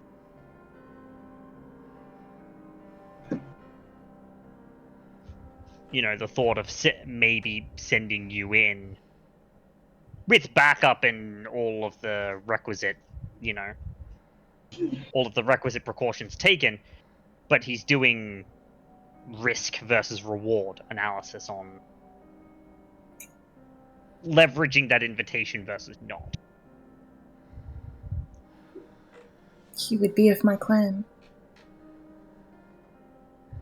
So, were someone merely invisible in the room, he would likely see it.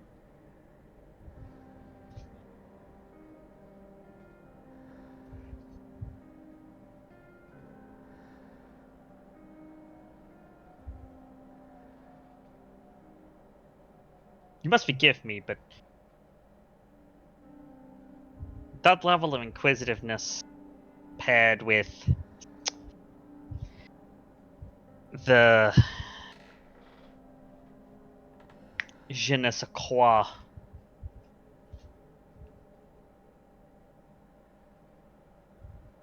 of those of Clan Markavian, that bodes very poorly. I'm He well makes aware good of that. bait. He makes fantastic bait, Alex says as she gets up and walks around to her kitchen and sets a kettle to boil.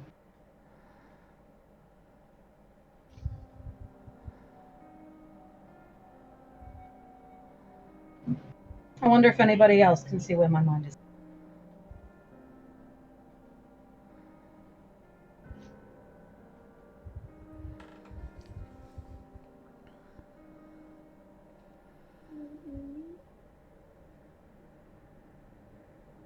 We have multiple problems in this domain.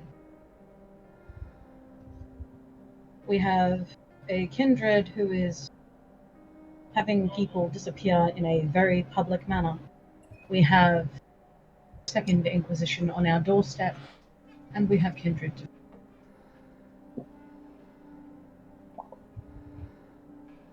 There are at least two birds that we could set against one another.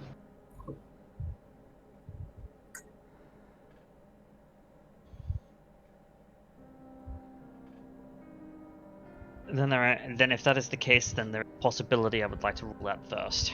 And to rule that out, I would need access to the Second Inquisition machine. I can provide you access to those. We need to make sure that he's not in league with them. That's an interesting thought. There are whispers, nothing more than speculation and hearsay, that the Second Inquisition likes to experiment.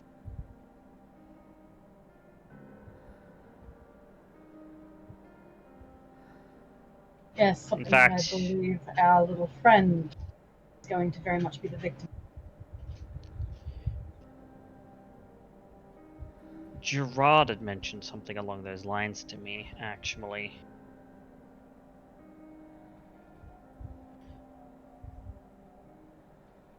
Something regarding New Mao.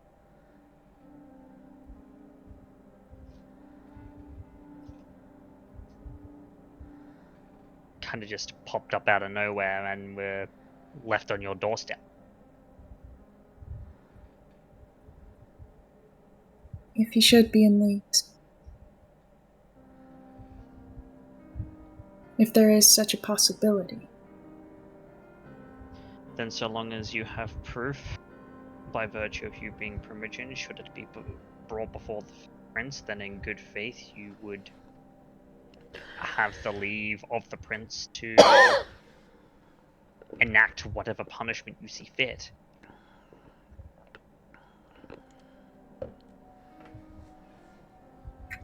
Or a particular punishment if he feels so inclined, or mayhaps he would have the sheriff deal with it, or something of the ilk. In any case, it's something that would not be able to go ignored. It couldn't simply be brushed under the rug and left alone. Given the prince's own paranoias on technology due to just such a threat. Allowing something like that to fester regardless. Well, I'd say if I didn't know any better, it would send the prince into a rage. He would be infuriated at such a thought.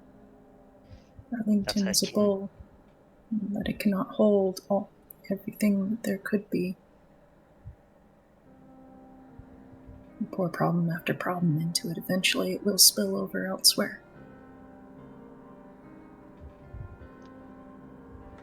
Especially if it's poured into angles. So, we have multiple avenues to pursue. And I think the first thing regarding those avenues that we should cut out some possibilities.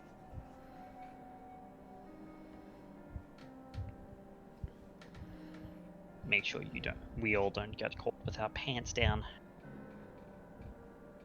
And I think that is where we're going to take a quick break. And when we come back, we'll find out what more the Dead Man's Hand Coterie and their friend Luca will be investigating next. So be back soon, everybody.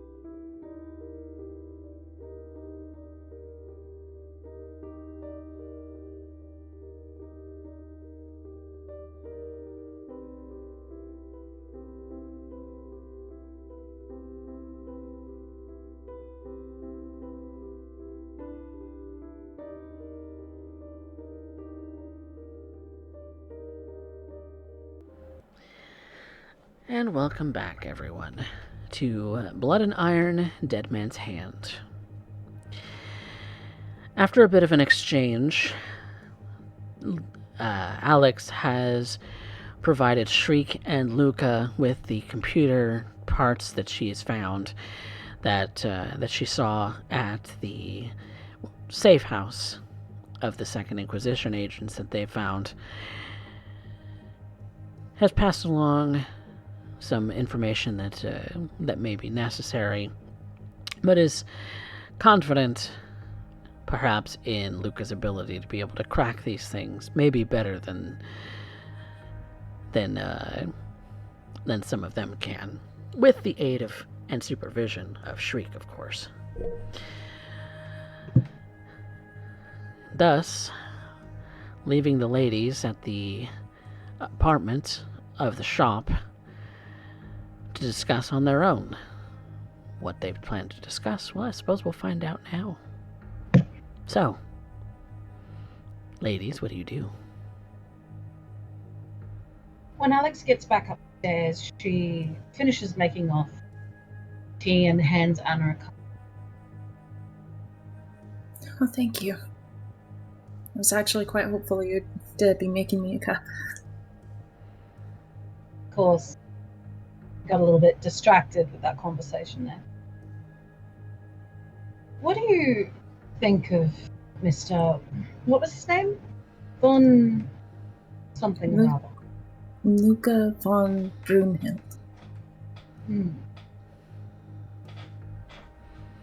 What did you think of him?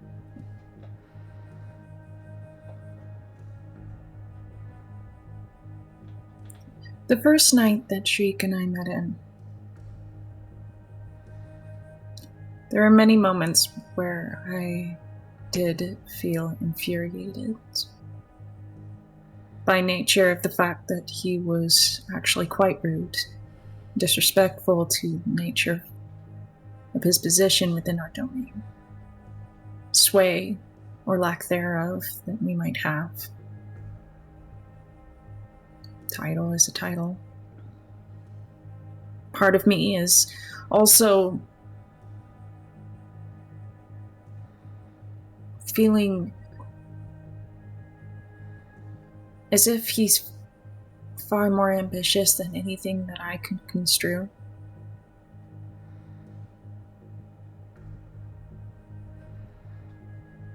As far as I can see, he's a rather typical Ventru.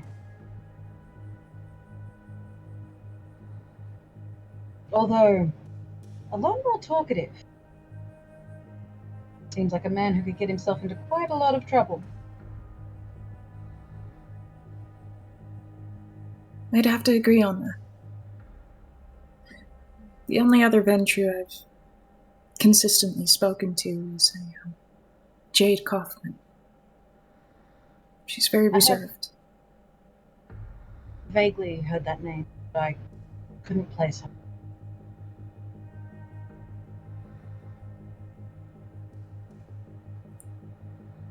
She's very resourceful.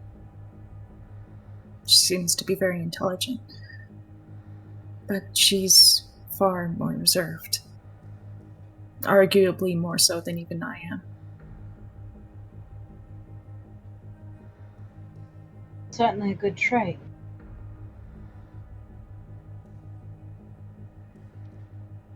But thinking of other people...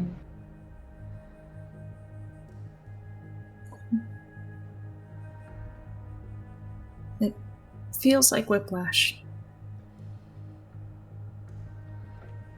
Speaking of Jade Kaufman and our new friend. Term, of course, used lightly.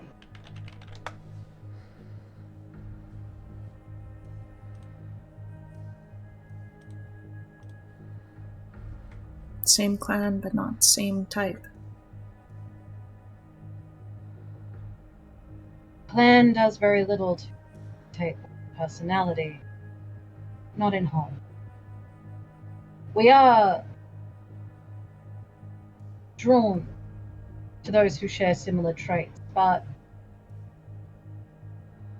there are some of us who show more quirk. From my experience, the older you get, the more quirky you tend to be.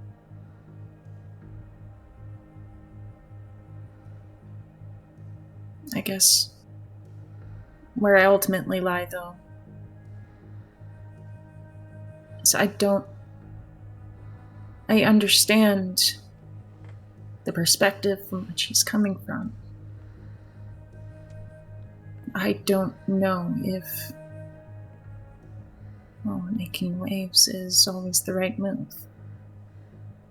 I remember, I feel like I'm in the position we were before, when we were speaking together with about Cain, possibly making him the new Hound of Arlington.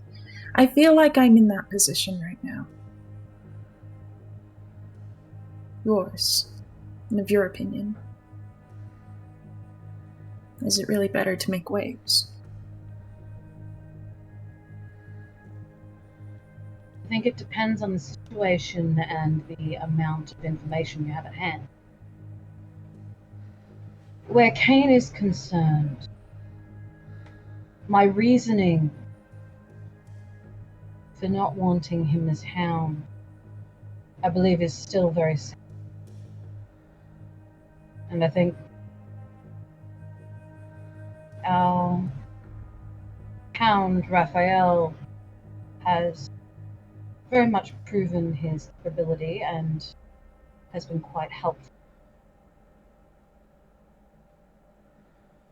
Whether he likes it or not. At least he acknowledges our status as primogen. Hears us out on that. What he wants. He doesn't want to be in Arlington. And that's something that we can work with. He wants to climb the ladder, which means he is far more helpful to us in the position he's in. He wants to be seen in a good light. This new gentleman, I haven't quite clocked what his intentions are yet. But I imagine he is just as ambitious.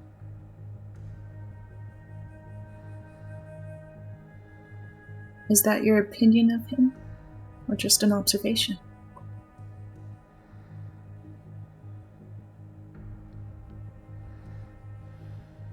Both.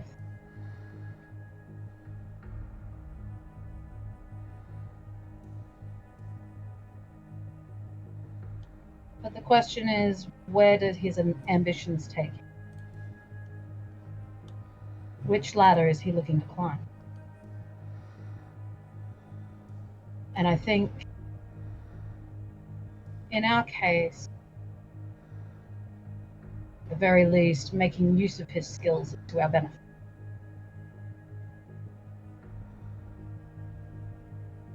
Provided that it doesn't result in us fighting God, I think I'd be comfortable. Well, I should hope we don't end up fighting God. The darkness. Methuselah? Antediluvian. Antediluvian. Old kindred. Very old. They have quite a lot of power.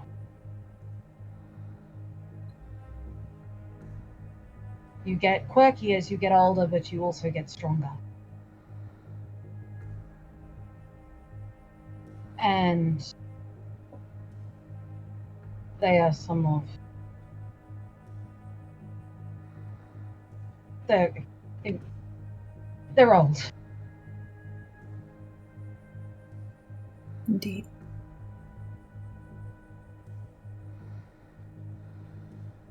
But I wanted to talk to you about something else.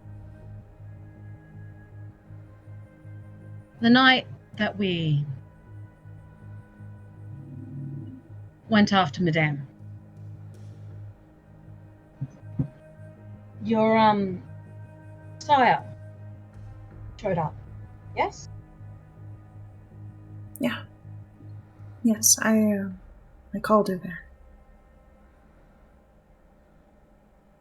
And I'm assuming your sire was the one that took custody of our young Second Inquisition friend.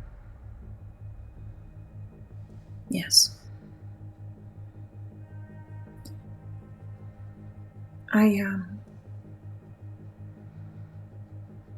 That's what I could think of in that particular moment. That negated the possibility that our hounds, that Raphael would not simply kill her that night. I don't think he would have. Or at least I hope he wouldn't have. Still too much that we don't know. You saw what I did. I don't think it was even a question in his mind, truth be told. And it also would have been the smart move. We had the information that we needed just from the technology, the van. And any sort of questioning that he was able to pull from her in that time. What we got from the van was specific to Madame's case. But it didn't take us to the root of the problem.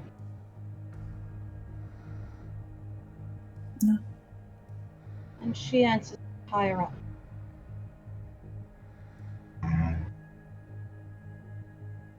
Before she was caught, I met her once before.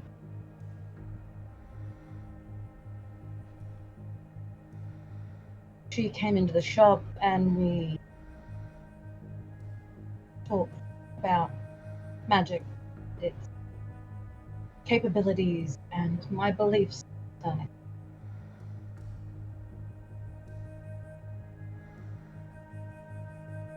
I didn't even suspect her to be Second Inquisition. Seemed lovely. She bought a few items and left.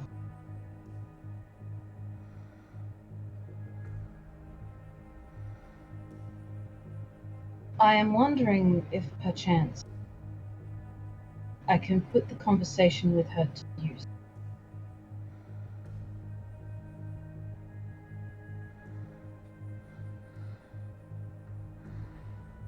Are you aware of where your sire may have taken her? Yes. And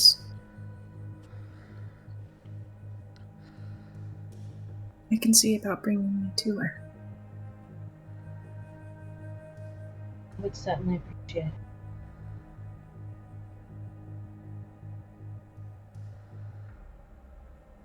I can arrange it tonight.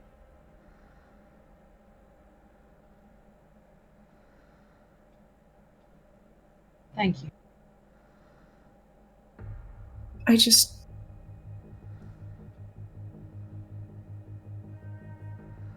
Maybe it's too much, but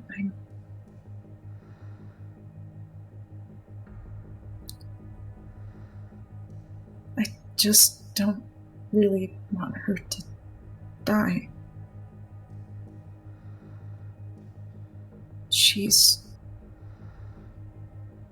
all things considered, she wasn't wrong. She isn't wrong about what we are, what we do.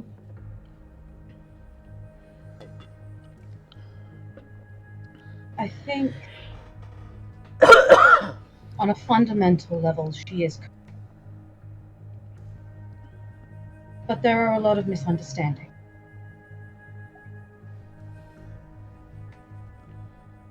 We as kindred, particularly in the Ivory Tower, we don't try to hurt people. That's not what we do. What we try to do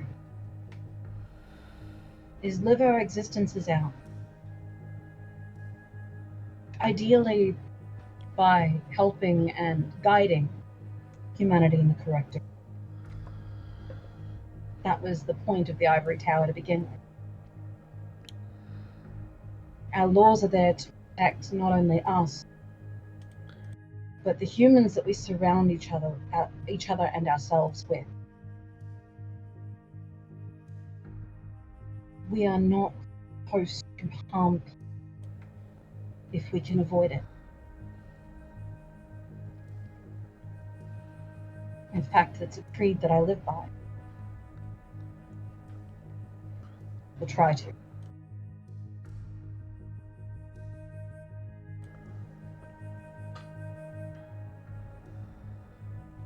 I agree to the sentiment. Dr. Vale doesn't believe by any means that if she were to let Kyra go, that I would be safe. This is true.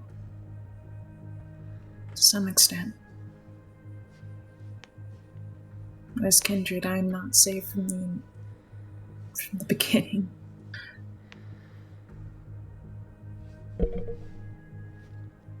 There is no such thing as safe.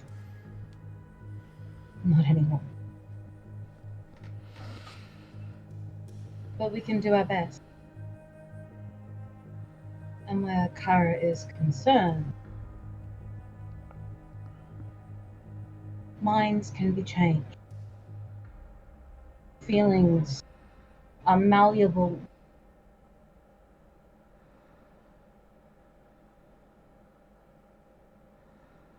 And there is a chance that perhaps she is functioning entirely on a misunderstanding. As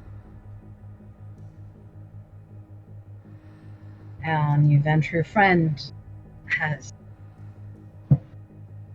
pointed out, Second Inquisition runs on fear. Fear of things that they don't know, fear of being hunted and hurt, being treated like food and cattle. It's predator-prey instinct.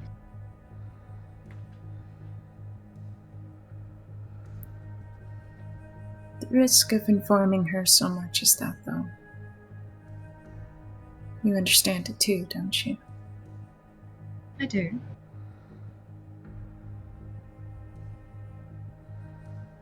We don't have to tell everything. We only have to tell enough that makes them understand.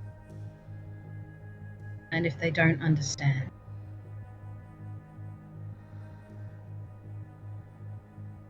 well, sadly,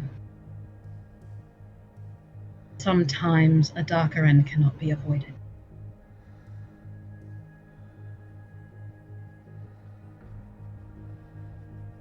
And I assure you I say that with the heaviest heart.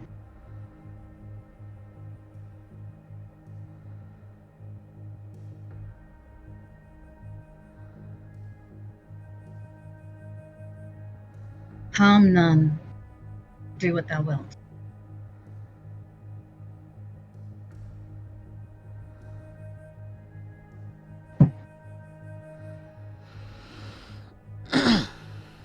I'll take you to her. I just hope you're right. So do I.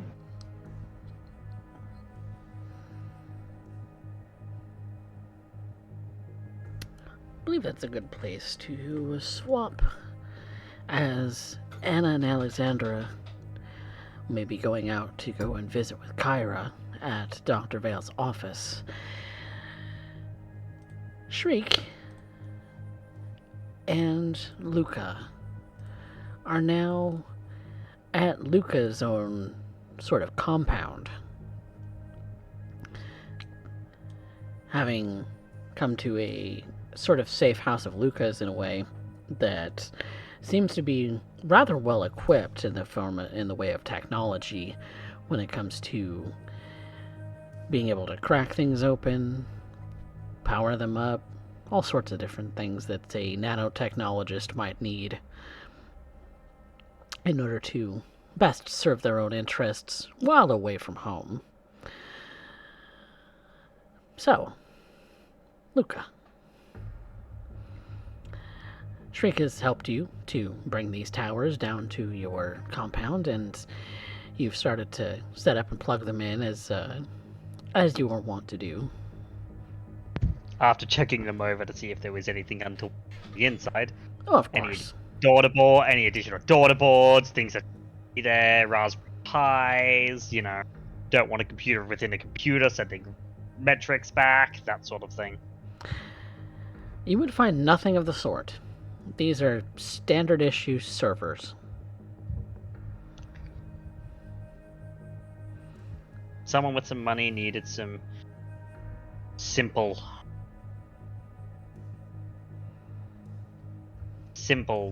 computing equipment. Someone just Maybe decided just to pop data into storage. Yeah, you know, I like to end up believing that you shouldn't judge a book by its cover. But in this case, when it says Dell on the casing, I think you're fine. I hope it doesn't say Dell. That company is pure evil, and given we're You're a walking blood-sucking corpses, vampire. yeah. This is why I say That standard issue servers, as in they're basically data banks. They're nothing more. You know that because your technology is they're high just. enough. Oh yeah, no, I was just looking to make sure that like they hadn't modified. Where they're just someone went down to a. I'm trying to think of like a large computer shop that is not Best Buy. Best Buy doesn't really sell service. Like No, you wouldn't. Suffice it to say, you don't find anything of a nefarious nature that you would expect in a nefarious setting. These are simple data storage, data transfer, sort of deals. That's really they're about just it. machines. They're just machines with large CPUs designed to handle large amounts of data.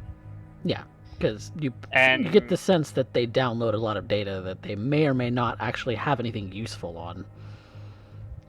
then let's go ahead and route these all up and together and sure they're not connected to the internet in any way, shape, or Nope. You power them up, and you see that they are indeed a lot of data storage. A lot of. After going through a lot of the footage, especially like camera footage and things like that, it is a lot of nothing. With little snippets of maybe somebody takes a note of something that you hear on the audio, and then lots more nothing. And then a little snippet of audio, lots more nothing. With a little Wow. bit of here and there that Shriek already is aware of. Oh, these guys suck. Like as Lucas says as you type. But Shriek.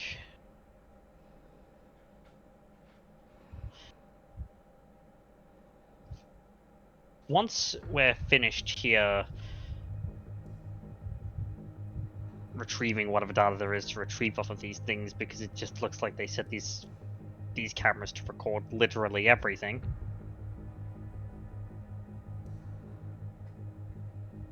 Whatever information we find here, I'm going to need,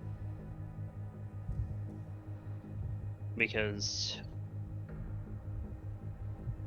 once all is said and done, I mean, I'm not going to be here in Dallas for much longer. I head out in a couple of days. And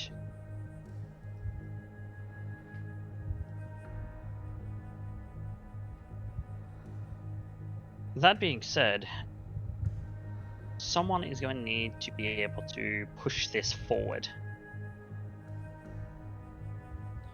And he's got another laptop next to him where he's taking some notes of timestamps. Mm. And I think, under the circumstances, you are the perfect candidate for that.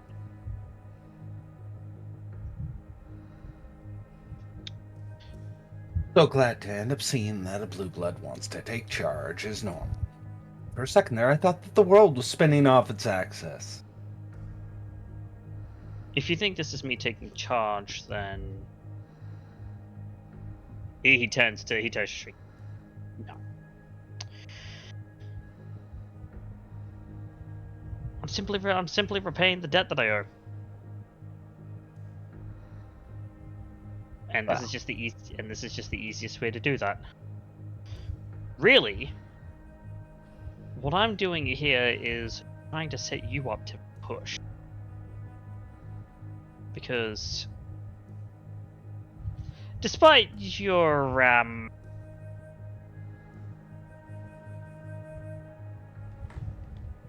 nature, you know how to talk in the right way. You know how to get things across quite aptly. Well, Dad always said I was talented with my mouth.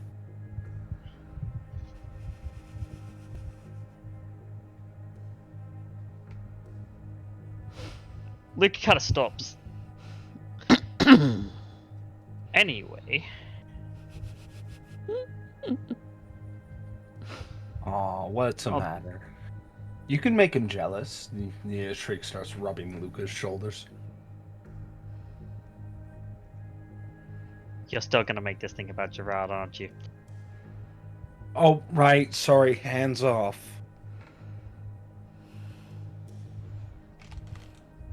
Besides, you don't need. I don't need to use my hands. Uh-huh. I don't doubt that. You know, I know somebody back home who would just Garden love you. hose. And golf balls. I've heard the adage.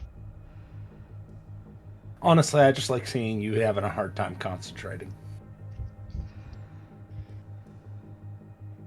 Yeah, well, I mean, that's unsurprising. But what I was going to say, and I think that's important, is I'm setting you up to make a push here. I like the sound of that. I'll tell you what I told Anna. Harder, Daddy?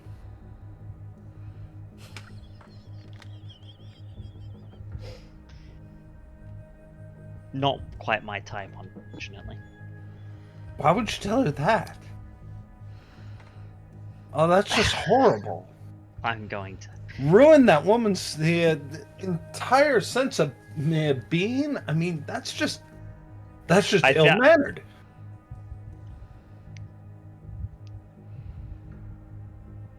she's made of much thicker mental stuff than you know that comment would give her credit for.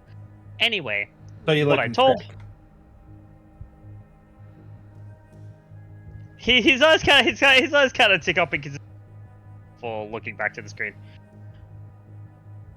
The reason I'm here helping you is because you're meant to be Primogen. No one treats you like that. No shit. Hadn't noticed. As someone who's somewhat of a stickler for tradition, this, as you might be able to tell, might set me a little bit off kilter.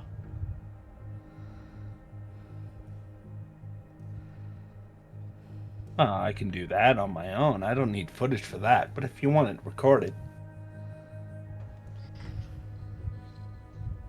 would it constitute as a masquerade breach or just upholding the masquerade? Viewers decide. Leave a comment.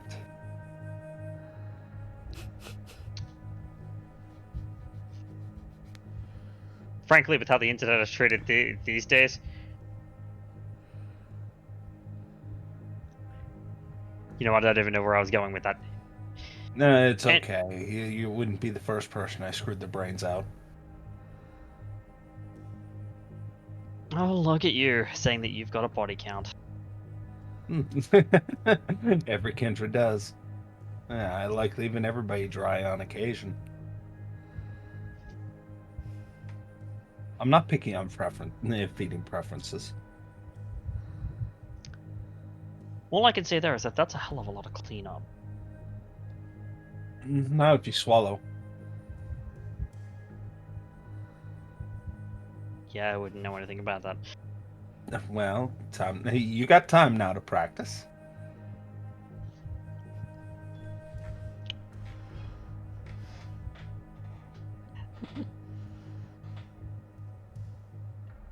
Anyway, the point of me being here is I'm going to rectify the fact that you don't get the respect that you deserve from your fellow Primogen. Simple as that. Alex put it relatively aptly that there is a lot of resources that you hold that are highly undervalued, and you just so happen to be one of such resources. Well, you know, $5 handy doesn't go quite as far as it used to. No, I bet it doesn't.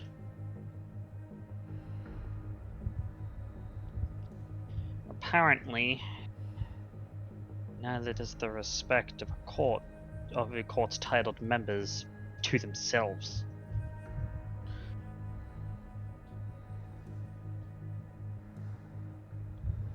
So,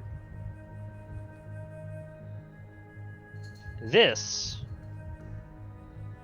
once all the information, I've grabbed all the and you could actually see that he's cutting and offloading clips.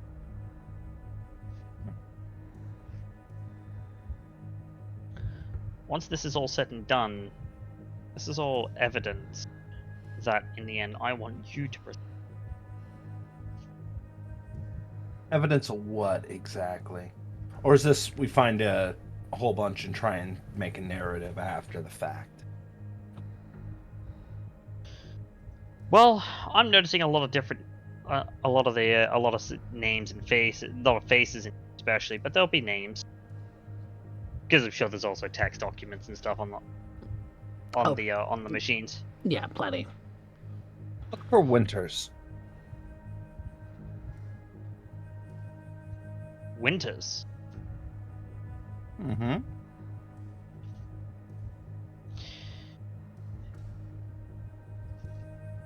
Yeah, okay. And he'll run a... Helps if you hit Control F. You actually see him do a couple of different commands, but it starts the fuzzy search all the same. You're searching through stuff. Mm-hmm.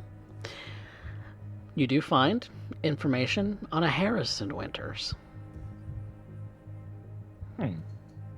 Yeah, we got a Does Winters the first name. information match up with what I already know, given what I managed to get from Alex?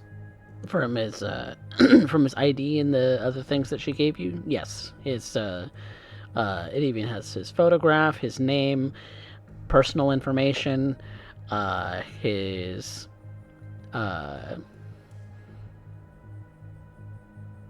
he would have been in the military for a bit during his life.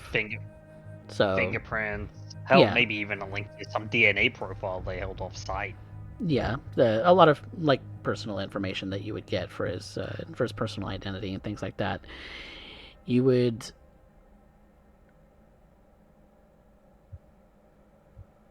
Well, let's see, because. Well, there's a lot here about the guy.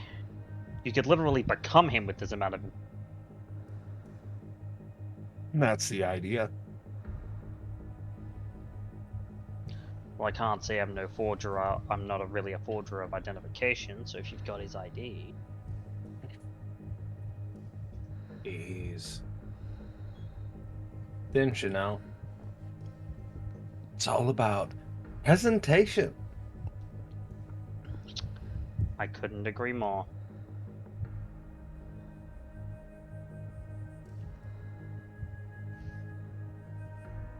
I'll leverage out what you need. I'm no stranger to having to assume a different identity or two. I imagine it must be really, really difficult.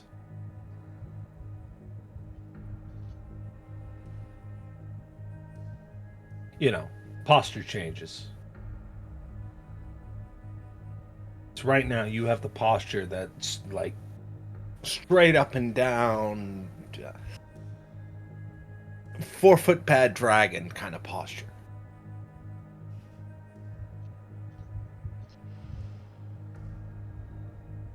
Really roundabout way to make the situation I'm gonna stick in my arm.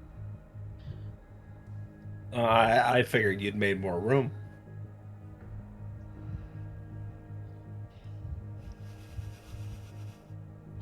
Well, I mean, if it accidentally fell out, I might be starting to hear echoes. But you are a pretty big asshole. Yeah. Almost as good as mine. Huh.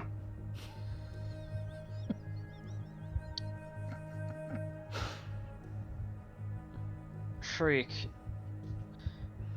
When you've been around as long as I have, you find out that everyone's in some form. Big ones, little ones, tight ones, loose ones. That and the intestinal tract is Stop it. a waste of space.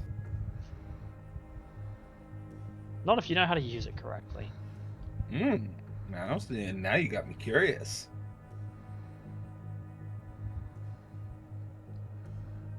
Let's just say that Arna's not the most terrifying Malkavian that.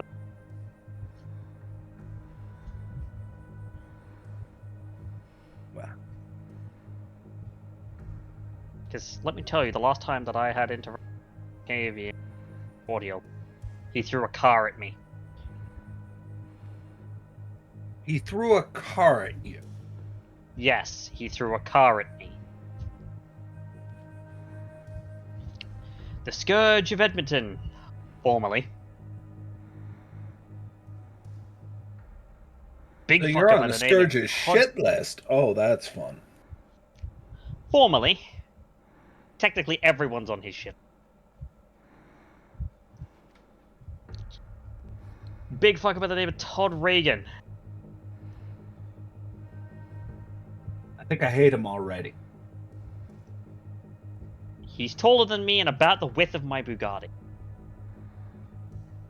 Something that big should not be able to move that fast, and yet it does.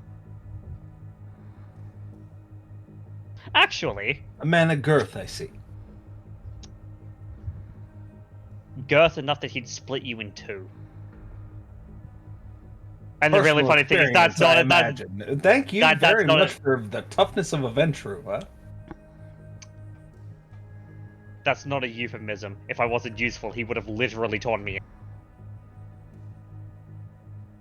Well, I thought he was tearing you in half because you were useful. That's an on a hole reference. Yes, I'm aware of what that is. Thank you. I was raised proper Ventru, but I'm not an idiot. I thought they were one and the same, really.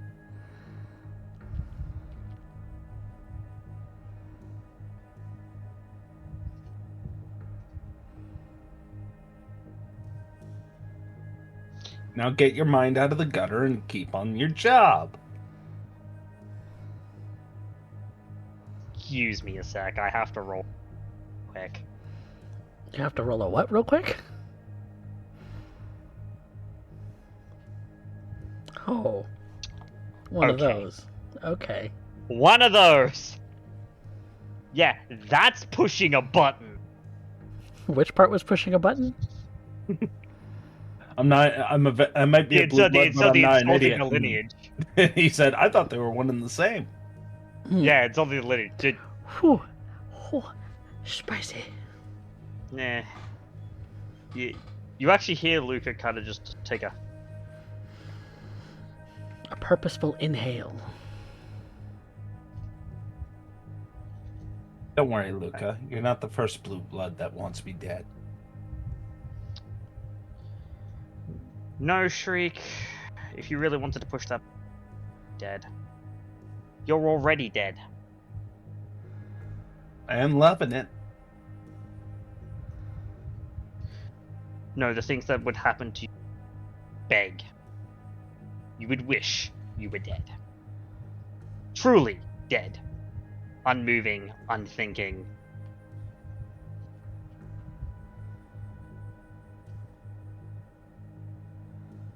Trust me, it's not a game you want to play. It's not a game you'll win. And besides, you've got a bright future ahead of you. Ooh, sunrise jokes. I like it. Now you're getting into it.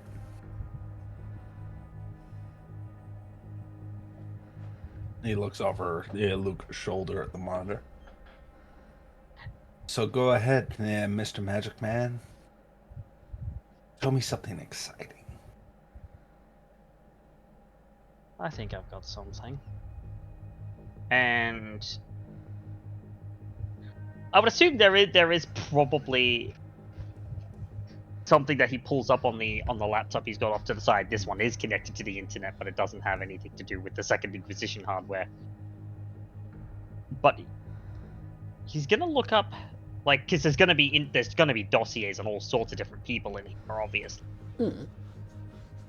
There's dossiers like on to a see few people, to be clear. Yeah, I'd like to see if any of those have anything to do with the state hall. The state hospital. Yep, staff, janitors,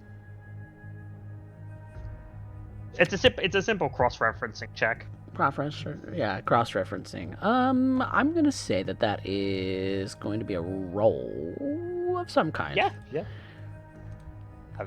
What kind of Something roll would that be?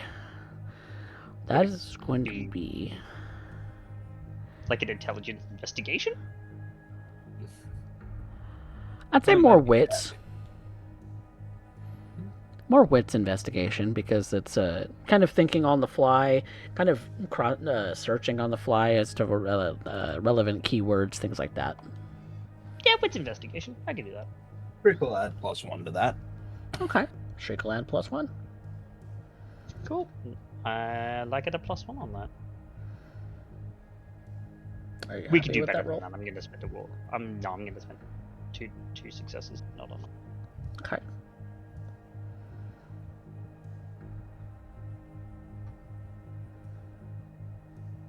Okay, there's 3. Three successes is better. Okay.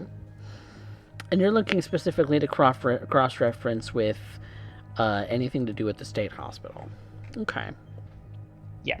Basically, the underlying intent there is: do any of these guys have any sort of proximity relation to Keller? Because that's the other thing that we were going to be doing while we're here, is that we could rule out that he's not. You can indeed rule out that he is not involved. He is not involved with the Second Inquisition. Now, there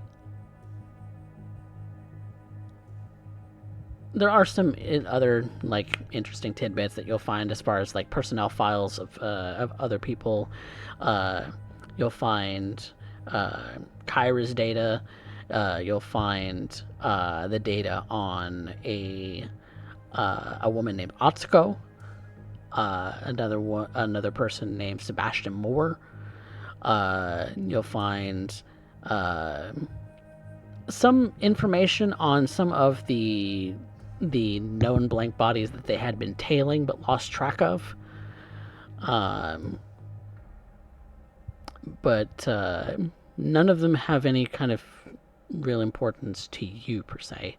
Shriek, the one name of one of the known blank bodies that would come up here that you would personally know about would be Eugene.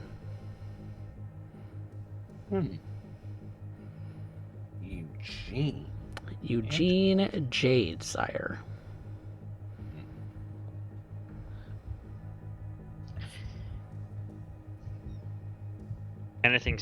Something sticking out to you?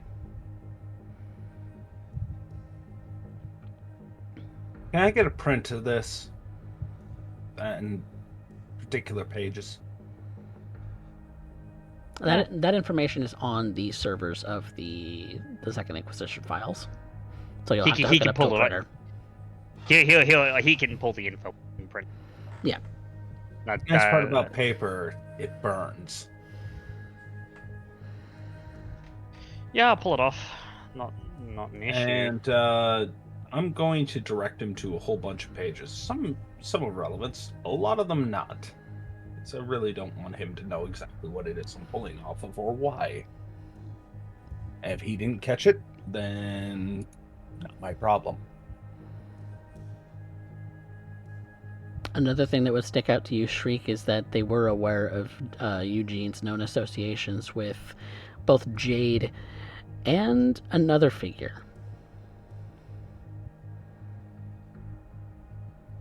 Who the hell names their kid Faust?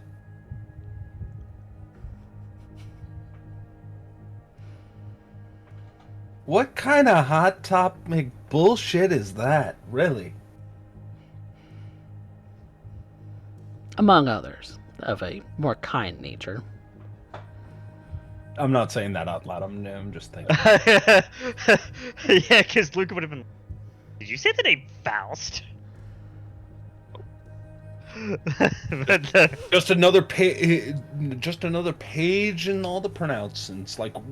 Seems to be There's a stack of known associations, but those two stick out to you.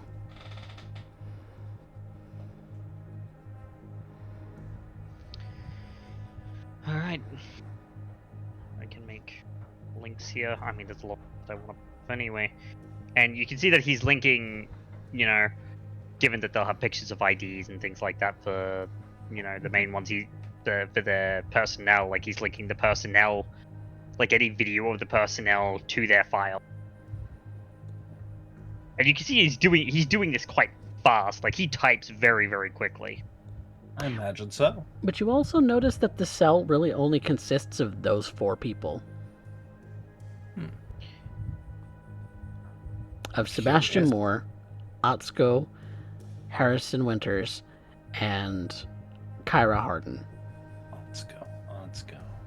Would I know that name? For some reason, I'm blanking. It's a reference to San Antonio by night, but Shriek would not know that person. Okay. Yeah, I'm probably blanking. It's a reference to my own I wanted to save her. I wanted to save her. And he wouldn't let me. Wow. References within Sorry, references. those wounds run deep. I imagine. Vehicular manslaughter is a bitch. No, Sebastian Moore is a bitch. Alright. No, but I'll definitely am getting that as per now.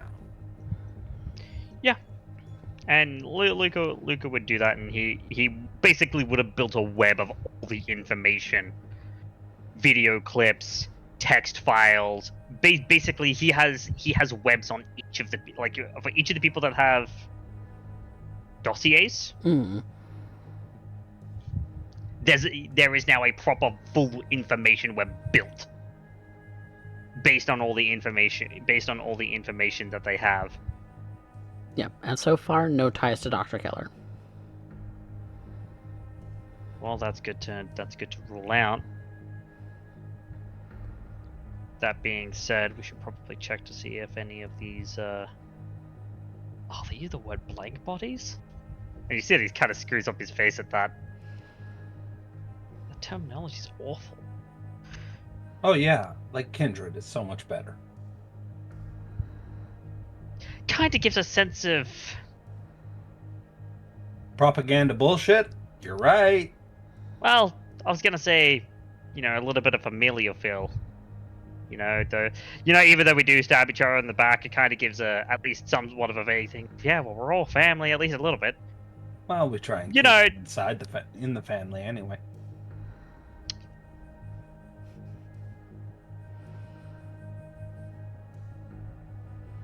Sorry, forgot. He Ventru, not actually. Hikata.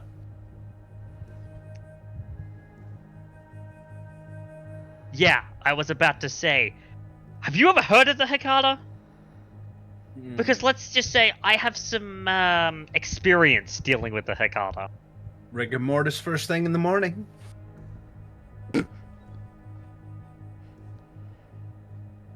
I mean, given that Lenore kissed me that one time, yeah, yeah. Lenore. Yes, Lenore. Lenore Giovanni. Oh, you got in with the big family. More like she tried to get in with me. Her brother didn't like me so much, but I mean, there was some form of respect. And that's how you met Gerard. Oh my god, it wasn't a triangle, it was a cube. Look, if you're gonna make assumptions about that, let me tell you, it's a lot more than a cube. It's like a pentagram at this point. Well, you know. Let's just say sometimes the five-ways orgies are a little bit complicated, but... Yeah, and unfortunately, Lenore's the kind of twisted bitch that would actually suggest such a thing. Would never go through with it, but she'd definitely suggest it. What would Adriana say?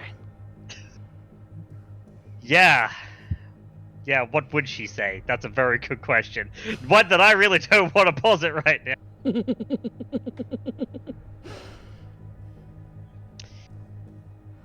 But he finishes his typing, kind of syncing up these information webs. moves everything over, prints off what Shriek wanted, builds his little presentation, Hmm. and then he looks at these servers. There's not a lot on them. There's, lots of information, a little bit of video. Nothing too out of the ordinary, but something that we really shouldn't keep around. Nothing you should keep around. I, on the other hand...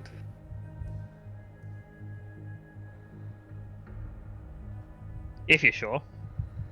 Oh, I'm never sure, but... Well, I'd say it fly by the seat of my hair pants, but that wouldn't presume they were usually on. You do seem like the person who would go pantsless. Feel right at home at a nudist beach, I bet. Well, it's nice. Sometimes it's nice to have all that chocolate without the wrapping.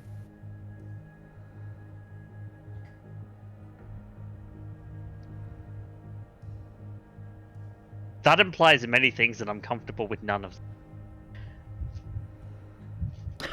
And at that point, he says as he's switching, as he's turning off and dismantling the server rack.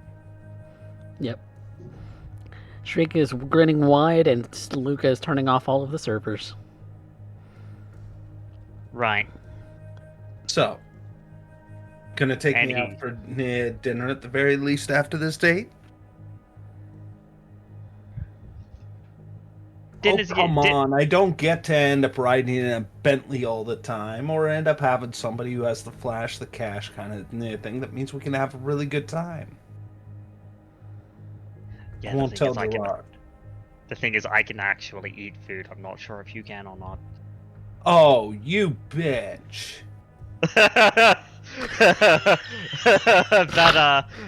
That pulls a chuckle out of Luca as he packs up his laptop with everything into a nice secure bag. And he stops by a rack where he has a bunch of other laptops, and he actually pulls one off, full charger and everything, and wraps that up and tucks that under his arm as well. This is coming with me and going to Alex. Because that computer I saw her using was an absolute travesty. That thing was 10 years out of date 10 years ago. I'm fixing that. If you're gonna use technology as a kindred, even if it's for masquerade purposes, you should be using the most up-to-date and secure things you possibly can, lest you break said masquerade. Swear to God, young one's always up here getting it confused as to what's masquerade breaching. I got a hangnail. It's a potential breach of the masquerade. Jesus fucking Christ. It's not the thing itself. No, that's just an affront to my personal sensibilities. Honey, I'm an affront to your personal sensibilities. Yes, unfortunately, or fortunately for you, you're useful enough and skilled enough that I can't just replace you. He licks his lips at the point of saying skilled enough.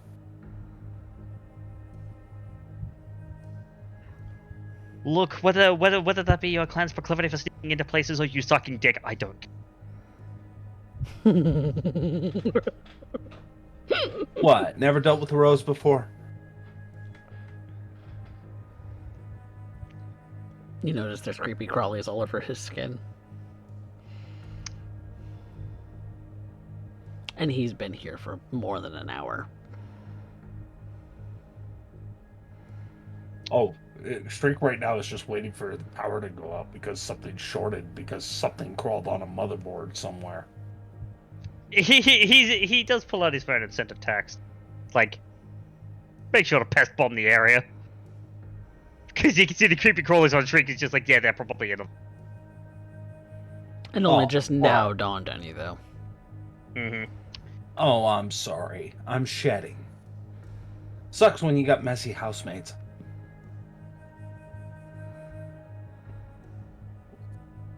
Yeah, and you call yourself a rose. I'm gonna call some real bullshit on that. Aw. What? Not pretty enough for you?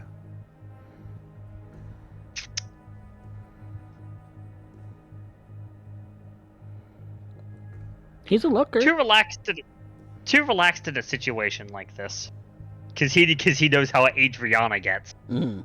Oh. He has very intimate experience with Rose and how and Shriek, whilst being a beautifully flamboyant mofo, being the sort of person that he is. He's pretty good looking. Maybe it wasn't for the bugs. Yeah. No, it's not the looks. It's the. Normally, a rose wouldn't be it wouldn't be the picture of Grace under fire when covered in creepy. Tends to nettle at their sensibilities. The only reason he can tell is because of the fact that he deals with Adriana on a regular basis. But she basically doesn't let you out of her sight.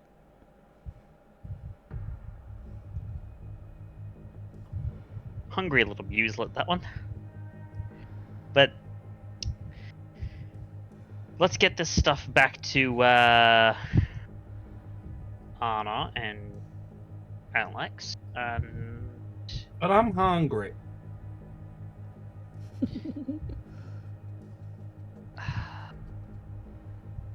Place I need to check into, I suppose.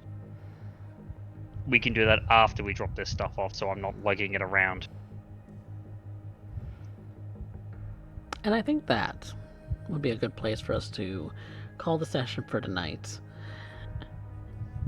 As Shriek and Luca have a good deal of information in their possession now, and Alex and Anna are on their way to go and see Kyra. So, we'll pick up there next time. Thank you guys so much for playing. Part of my brain going, Shriek, stop. Stop while you're ahead. Just stop. And every single time, Luca opens his mouth like, fuck it. Go ahead, Shriek. Go ahead. The inner Shriek just wants to make a comment at everything. Oh, yeah. Once it starts going, you can't shut him up. Nope, it's true. Oh my god. Innuendo king. I truly understand now. Shriek is truly the buster of Ventru balls. This explains Jade so much. It wasn't just the Eugene thing, it's that. It's just going off like that until she fucking snaps. Like, it explains everything. You have to have the patience of a saint to be a Ventru around Shriek. Yeah. But we love Shriek. We love that he's a sassy saucy We love bitch. Shriek. We do. The best part was mostly in watching that Moxie Specs and Lethality just trying to hold it together. Lethality can't maintain the train of thought. Oh, I was right on that boat too. I was losing my shit every time Coffee cracked up. Because Goddamn. if I'm cracking, then everybody else is gonna crack Oh my God. audibly too. Because I'm trying not to interject my own voice and my own thoughts into the scene. So good. It was so good. It Yes, doesn't stop. Very good. it just doesn't stop. But we love it. We love that he's a little bit of a snowball. In that once it gets going, he just builds and builds and builds. He knows about Snowball. Sure he does. I love how Luca's like, yeah, but it leaves such a mess. Only if you don't swallow. Yeah.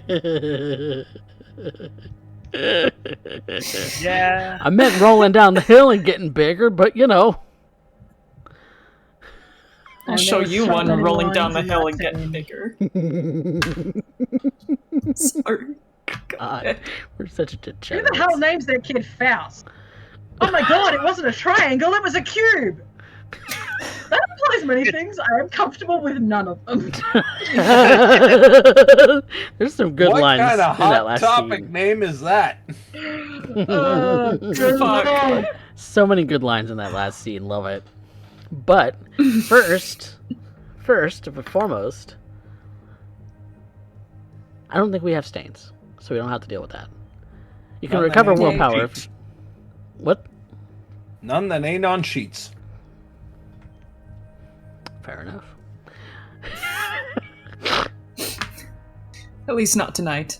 Not It tonight. doesn't stop. No. It doesn't stop. I can't turn it off. It never, He got into The shriek pain. mode, and the It shriek never mode ends. won't turn off. the 40, the 30, the 20, Oh no. the 10. The pain, the pain, the pain, the pain. Oh. Oh You know no, what? baby. I just love the. I Shriek love is- Charlie Ghost. Oh. Shriek is always turned on. That's the secret. I know. I had a terrible thought. That's what he Shoot. does to people. That's what he does to people. I had a terrible thought. I want to hear this thought now. No. You can't just say you had a thought and then not say the thought. Okay, well, No, we're on Twitch. Hmm. There might, and the way Shriek goes, there might be a few thoughts you have that ends up going. I can't say that. yeah. Well, You would yeah. tell us after we get. You would tell us after we have finished. Put I- it in the Discord. Put it in the Discord. We'll share it with the class later.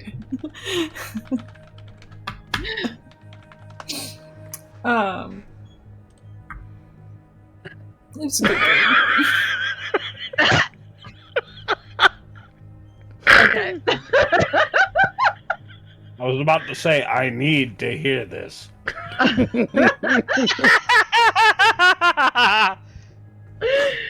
Oh hmm, What an yeah. unfortunate fucking way to die. Houston, Where was he drained from? we have no problem. Sorry, chat. We're gonna have to share this another way. But first off, we do have to get to experience. So everybody gets their 1 for showing up today. Participation point. Hello, yeah. And Hello. so now we're going to talk about some roleplay prompts. The poll has already started for adding the audience experience to the mix. But who pushed our plot the furthest today? I'm gonna say Alex. Yeah, I was going to say Gavin doesn't Alex. count. Nope. Alex. The only thing I get here is a vote. Yep. I'd have to agree, Alex. I think that's unanimous because I think I'm even not Mox gonna agrees. argue. I think even Mox agrees. There you I go. mean, I was gonna say Luca, but we're not voting for Luca, so okay. Luca doesn't count. No, because I'm gonna be like next session is my last session, and then I'm going to Yep. disappear Yeah. back into the ether. Into the ether until we see him again. Best scene. I actually had a few that I really liked. I loved the scene with Anna standing up to her sire Mm, on the subject of the Second Inquisition agent. I thought that was amazing to watch. mm. I really loved the interpersonal conversation with Anna and Alex, Definitely. but very good. also that scene with Shriek and Luca just killed me. Also very good. My vote goes to Anna. I'm gonna agree with that statement because I'm just more in love with the sentimentality. Oh, Yeah. and it is. Like, if we really break Unfortunately- down the Luca and Shriek scene, it's more of a straight comedy bit than it is actually a scene. Like, there's Yeah, no emotional weight outside of, like, okay, how long could Luca last before blowing his load? I mean, gasket. I do have one argument for the Luca and Shriek scene, and it's very specifically on basis of the fact that Luca almost actually snapped at one point. And it just like I don't think there's really a better way to kind of illustrate the fact that yes, Shriek has to keep prodding and poking at people until they actually show like a little bit of aggression so that Shriek can confirm with himself that everyone is an enemy. Like that. That's how I read that scene, and that's how I read that particular moment. I kind of agree. You know, I kind of agree that is a good indicator. Yeah, it's why he didn't. Shriek, you got the audience favorite anyway, so. But that's just my personal favorite moment of the night. Was if you read past all the jokes, that's the core of what that entire point was. Hit me, do it. Prove you're an enemy. Do it. And Lucas just not giving in. Being a stalwart, stalwart venture. I mean, he's tough. He is Fortitude 3. He is Fortitude 3. And he does have unswayable mind. He's very tough. Luca did give in, though. He threatened Shriek. He turned around and said, I can destroy you. Just because I want to. No, he didn't, actually. When he said he had a future... It's a fact. It's a fact. It's not even something that needs to be stated because it's true. Oh yeah, but the thing with the bright future thing is that he was actually saying that Shriek had an actual bright future, not making a sun joke. But then Shriek was like, "Oh, sunlight jokes." It was the stuff that came just before that came off very much as a threat. Like, you keep pushing my button, I will snap on you and you will die. Literally what he said. Again, the point of it is just like he said that's not a button you. Yeah. It is very showcasing of Shriek's philosophy is just like always on the attack. So I appreciated it for that moment. Yeah. Oh, but no, Anna, you win. I'm glad you read that. I'm glad you picked up on that. I think there's a couple of characters that's actually become evident where Shriek just poked until they got physical or threatened. Yeah, but Raphael's another instance, yeah.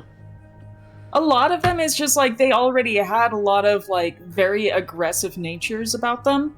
Luca just came in ambitious but passive. And there was still the poking. Yeah. Yeah. Yeah, and Luca was like, yeah, this you don't, basically was just like, you don't want, this is a thing that's very bad for you, it ends poorly. You don't want the smoke, man. Yeah, that's exactly it. You don't want this smoke. Nope, because there's a Toreador out there who would be livid. I mean, to be fair, Luca is literally I imagine like, that Toreador would be livid, firing. charge headlong, get within 10 feet, realize there's a centipede crawling out of his hairline, go, yeah, no. You know what? She's made of slightly stronger stuff than that. At least it's better than if it was Christian. Because Christian's response would have been, yeah, well, we're bathing that in fire. I firebombed the club and I'll firebomb you too. I am the god of hellfire. Well, we picked the best scene. That was Anna, right? Yeah. Oh, thank you. Best line. Pick one. Break. Pick one. Hands down. You fucking pick one. That entire scene was the best line. And that's not even including the additional thing of if I was able to be voted for that implies several things and I'm comfortable with none of them. I loved that line too. You get an honorable mention for that one. Yeah.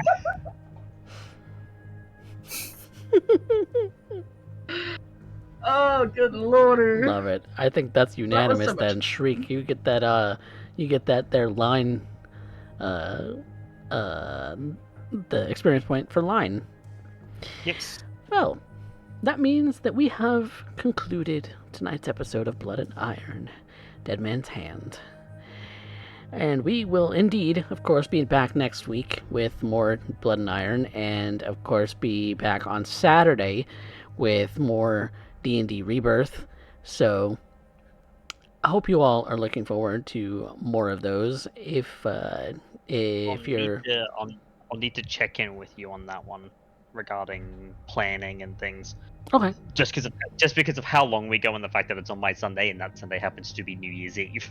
oh yeah, that's fair. That's valid. So Yeah, that's New Year's Eve. well, For you. like I'm not gonna say no. I'm just gonna say I need to check my plans and see where I'm gonna be at, and then I'll. I might also not be able to make it because I got guests coming over. But anyways, yeah, Yeah, catch y'all later. We'll talk about that. Yeah. The tentative plan is to have Rebirth on Saturday. We shall find out and see, and I'll keep that Discord updated as we need to. So, in the meantime, you all can catch more episodes from the past, like past chronicles and past stories, things like that, on YouTube. So if you are not subscribed to the YouTube, you should. If you're on YouTube and you haven't followed us on Twitch, you really should, because we're here and we're live and we do all of this stuff seat of our pants. Or pantsless, in Shriek's case. So we have a lot of good fun here. So you guys should swing by, because we always are live on Wednesdays and Saturdays, Central Time. So yeah, but let's find somebody to raid, and in that case, we shall bid you all a good night. Say good night, everybody. Good night. Good night.